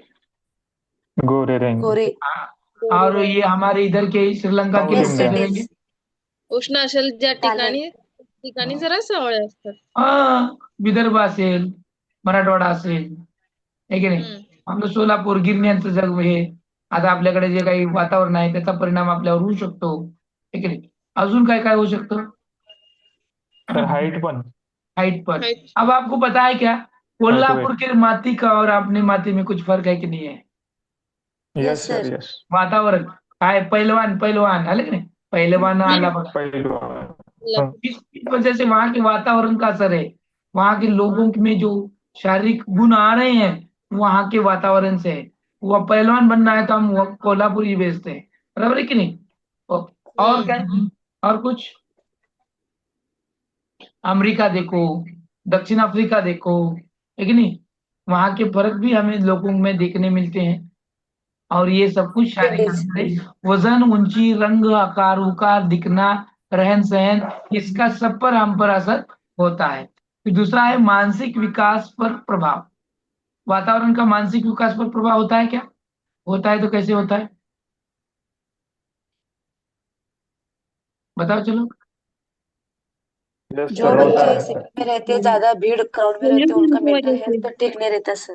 और हाँ, जो गांव में फ्रेश वातावरण में रहते हैं, उनका माइंड अच्छा फ्रेश रहता है। वेरी नाइस, एकदम बराबर। प्रदूषण से वो दूर रहते हैं। पोल्यूशन यहाँ पे भी।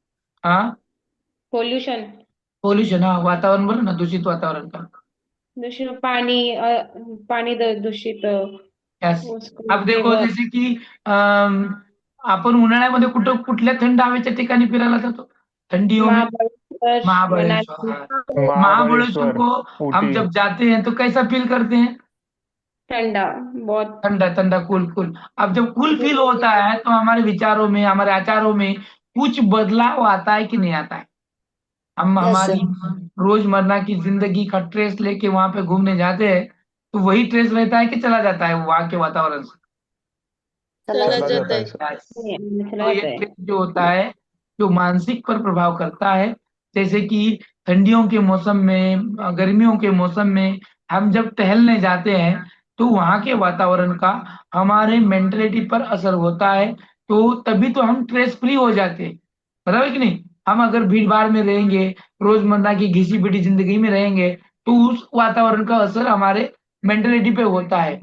अगर आपकी जॉब का टाइमिंग, आपके ट्रेन से सफर कर रहे हैं, मेट्रो ट्रेन से जा रहे हैं, लोकल ट्रेन से जा रहे हैं, हाँ, आपका जाने का आने का टाइमिंग, इस पर आपको मेंटली कुछ हरेसमेंट होगा कि नहीं होगा? बॉस की झिकझिक, घर की होगा। झिकझिक, है कि नहीं? इसका भी परिणाम हम पर होता है। तो वातावरण भी बहुत महत्वपूर्ण है मेंटलिटी को प्रिपेयर करने के लिए। मनुष्य जितना प्रदूषित वातावरण में रहेगा, दूषित वातावरण में रहेगा, उतना वो स्ट्रेस फील महसूस करेगा, और जितना वो स्ट्रेस विदाउट स्ट्रेस में रहेगा, अच्छे वातावरण में रहेगा, फ्रेश वातावरण में रहेगा, तो उसको स्ट्रेस महसूस नहीं होगा। अब इसका है प्रजाति की श्रेष्ठता पर प्रभाव। वातावरण का प्रजाति के श्रेष्ठता पर भी प्रभाव रहता है। तो क्लर्क का कहना यही है कि कुछ प्रजातियों की बौद्धिक श्रेष्ठता का कारण वंशानुक्रम न होकर वातावरण है। यानी जो भी कुछ प्रजातियां हैं, उनकी जो कुछ बौद्धिक क्षमताएं हैं वो अधिक है, इसलिए कि वो वंशानुक्रम से नहीं है, तो वातावरण की वजह से है। उन्होंने यह मत अमेरिका के कुछ गोरे और निग्रो लोगों की बुद्धि परीक्षा लेकर सिद्ध किया। किसने? क्लर्क ने। तो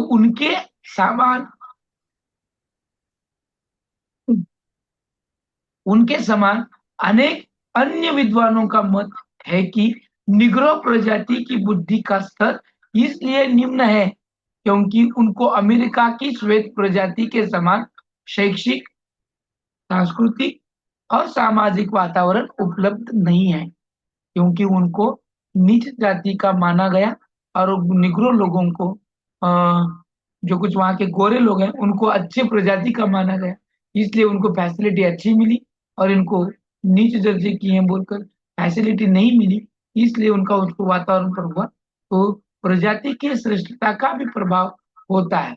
पहले अगर हम देखेंगे पहले के काल में तो क्षत्रिय, ब्राह्मण, वैश्य, शूद्र, ये जो जाति वर्ग थे इनका भी असर वहाँ के श्रेष्ठता पर हुआ है, उस वातावरण का असर हुआ है। अब वो वातावरण अभी जैसा नहीं रहा है। अभी सब जाति धर्म अभी समान है, सब एक समान है। हम जो धर्मनिरपेक्षता हम संविधान ने हमें दिया है उसका असर भी हम पर देखने मिल रहा है। बुद्धि पर भी असर होता है वातावरण का। हाँ? टेंडोल का मत है कि बुद्धि के विकास में वंशानुक्रम की अपेक्षा वातावरण का प्रभाव कहीं अधिक पड़ता है। उन्होंने इससे 552 विद्वानों का बौद्धिक अध्ययन करके सिद्ध किया। ये विद्वान लंदन की रॉयल्टी सोसाइटी, पेरिस की विज्ञान अकादमी और बर्लिन की रॉयल अकादमी के सदस्य थे। इन सदस्यों को प्राप्त होने वाले वातावरण के संबंध में टेंडोल ने लिखा है, अधिकांश सदस्य धनी और अवकाश प्राप्त वर्गों के थे। उनको शिक्षा की सुविधाएं थी और उनको शिक्षित जनता एवं उदार सरकार से पर्याप्त प्रोत्साहन भी मिला। तो बुद्धि पर प्रभाव पड़ता है वहाँ के वातावरण का, वहाँ दी जाने वाली फैसिलिटी का।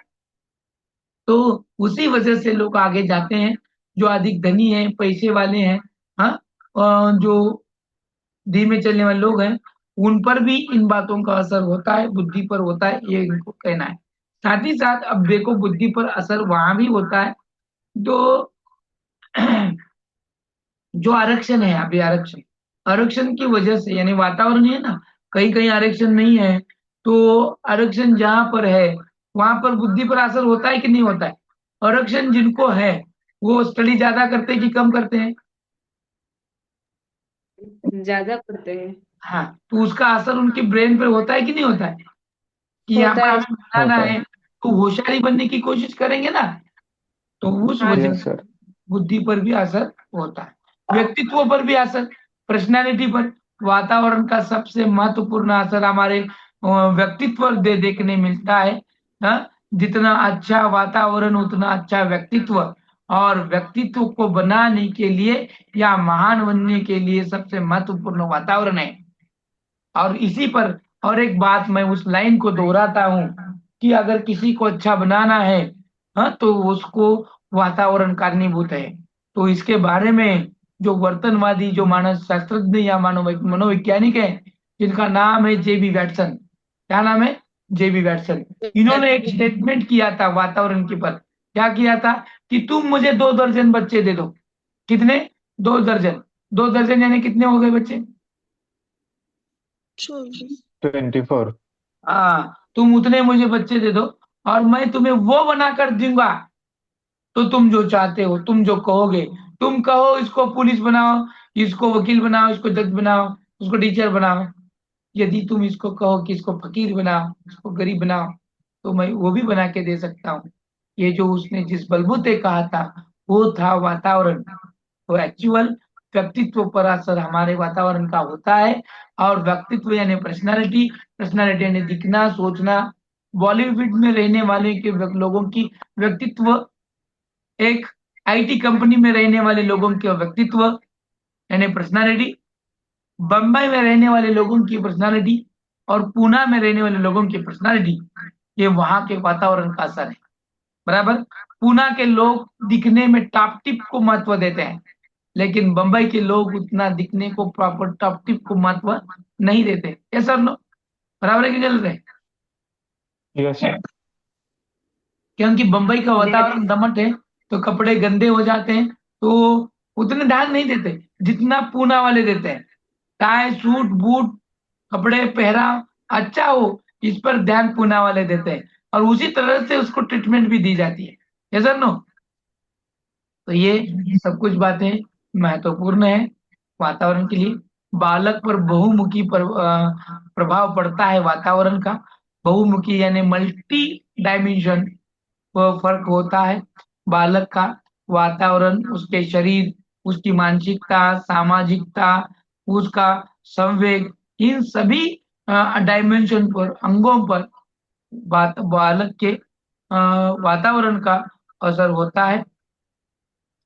तो जो कुछ हमने मोगली के बारे में भी देखा था, उदाहरण था ना, जो जंगल में रहता है उसका जो पालन पोषण किस तरह से हुआ, और एक राजा के घर में रहने वाले बालक का पालन पोषण करने के बाद उसका व्यक्तित्व किस तरह से हुआ। इन दोनों में जो डिफरेंसेस दिख कर आती हैं, वो सब कुछ किसकी है? किसका असर है ये असर है वातावरण का। वातावरण की। समझ में आया? अब देखो, अनुवंश एवं वातावरण का संबंध, एक दूसरे से संबंध क्या है और देखेंगे, और इसके बाद यहाँ पर खत्म भी हो जाता है। आप रुकने के मानसिकता में है कि नहीं है? है अब सर। आप मानसिकता है ना? है। क्योंकि 9:12 हो चुके हैं, हमारे खाने का आदत हो वक्त हो गई, चुका है। टीईटी की आदत हो गई सर। हाँ, टीईटी की आदत हो गई। आदत हो गई, लेकिन जो नहीं है उनको कहाँ पर आदत है? नहीं है ना? ले लो सर नाहीतर इतना काही पानी। जणांचा आता नाहीतर काही जणांचा आता कुकरच्या शिट्ट्याकडे लक्ष असेल, आहे की नाही? एक शिट्टी द्यायची की 2 द्यायची, वाजली का नाही वाजली, आहे की नाही? घरात मध्ये जेवण, आता जेवणाची वेळ झालेली आहे, त्यामुळं फक्त मी 5च मिनिटामध्ये उरकून घेतो, जास्त वेळ लावत नाही। तो ये खत्म करके ही जाएंगे ना, तो चैप्टर ही खत्म हो जाता है। बराबर ना? रुकेंगे ना? तैयार है ना? मेंटली प्रिपेयर है? जी सर। आवाज यस नहीं आ सर, रही है, यस मुझे सर। नहीं चाहिए। Yes yes sir. Sir, yes sir. Stamina खत्म यस हुआ कि सर। क्या? है बैटरी नहीं रिचार्ज हो सर, गई? है रवि। बैटरी रिचार्ज हो गई क्या? नहीं सर, फुल रिचार्ज हो गई है और क्या? 90% है। मोबाइल की नहीं बोल रहा, मैं खुद की बोल रहा हूँ। खुद की नहीं, अब रख। सीटीईटी की परीक्षा में तक स्टैमिना फुल ही रखना है सर। चलो, तो अभी हम देखेंगे अनुवंश और वातावरण का संबंध एक दूसरे से है कि नहीं है। आपका क्या कहना है? अगर अनुवंश अच्छा है तो वो वातावरण भी अच्छा हो या ना हो, तो वो अच्छा रह सकता है, लेकिन अनुवंश के साथ साथ वातावरण भी अच्छा रहा तो ये 100% अच्छा हो जाएगा। तो ये सबसे महत्वपूर्ण है कि अनुवंश और वातावरण का एक दूसरे से बहुत ही गहरा संबंध है। तो जो प्रश्न आते हैं कि नहीं, तो यहाँ पर एक टैग वर्ड दे देता हूँ। अनुवंश और वातावरण के बारे में जब भी कोई स्टेटमेंट आएगा, जब भी कोई प्रश्न आएगा और निम्नलिखित में जो 4 पर्याय होंगे, ऑप्शन होंगे, उनमें केवल अगर शब्द आएगा, यानी केवल वातावरण की वजह से, केवल अनुवंश की वजह से, केवल जहां पर आएगा वो आपका आंसर नहीं होगा। देखो मैंने क्या कहा, केवल, केवल यानी ओनली, म्हणजे फक्त हेच, कळलं का? केवल का मतलब क्या है, ओनली, एकच, फक्त अनुवंशामुळेच माणसाचा विकास होतो, सिर्फ वातावरण से ही इंसान का डेवलपमेंट होता है। सही है गलत है? गलत है सर। हाँ, तो ये जो केवल वर्ड है आपके लिए, इसको याद रखो, ये टैग वर्ड है। ये वर्ड जिसमें भी आएगा, जिस भी ऑप्शन में आएगा, वो आंसर आपका कभी नहीं होगा। ये आंसर आपका क्या होगा, कभी नहीं होगा। तो अनुवंश और वातावरण ये दोनों पर निर्भर करते हैं, एक दूसरे को पूरक है, और इनका गुणफल ही आपको देखने मिलेगा। दोनों की वजह से ही इंसान निर्भर है। और अंतिम वो बात है, तो वो है कि अनुवंशिकता एवं वातावरण का शैक्षणिक महत्व, ये आपको मुझे बताना है।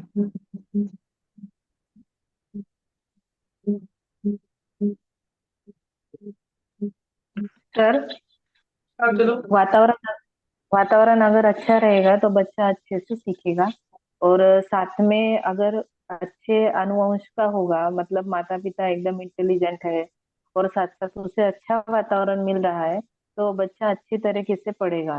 अगर किसी फैमिली में ज्यादा पढ़े लिखे नहीं है और उसे पोषक ऐसा वातावरण भी नहीं मिल रहा है, सपोर्ट भी नहीं मिलता है, तो वो तुलना में उसकी पढ़ाई कम रहेगी, उसका इंटरेस्ट भी कम रहेगा।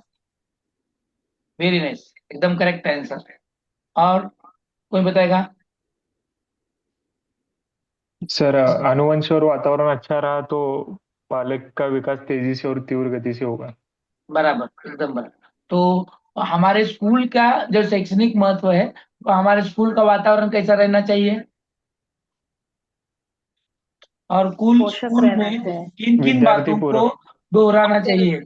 बच्चे के शारीरिक के साथ साथ मानसिक, संवेगात्मक और सामाजिक सभी अंगों का विकास हमारे स्कूल में हो, इसको हमें ध्यान में देना है। बच्चों को शैक्षणिक वातावरण को प्रोवाइड करना है। बच्चा पढ़े लिखे, साथ साथ खेले, इस पर भी हमें ध्यान देना है। अनुवंश के साथ साथ हम अनुवंश को तो कुछ नहीं कर सकते, लेकिन स्कूल में अनुवंश के हिसाब से अगर बच्चा होशियार है, मंद गति का है, तीव्र गति का है, या फिर अध्ययन कार्यक्षम है, तो उस हिसाब से हमें स्कूल में सभी बातें प्रोवाइड करना है। उस हिसाब से इन्वायरमेंट को वहां पर क्रिएट करना है। हमारा वातावरण स्कूल का बहुत अच्छा वाला, जिम्मेदारी पूर्ण, बालकों के रुचि बढ़ाने वाला, उनकी प्रवृत्ति अच्छा करने वाला, उनको आदत और हकलात से अच्छा बनाने वाला स्कूल का हमारा वातावरण हो, डेली रूटीन हो, या सब कुछ बातें हो, ये पूरी अच्छी होनी चाहिए बच्चे को बेहतरीन से बेहतर बनाने के लिए।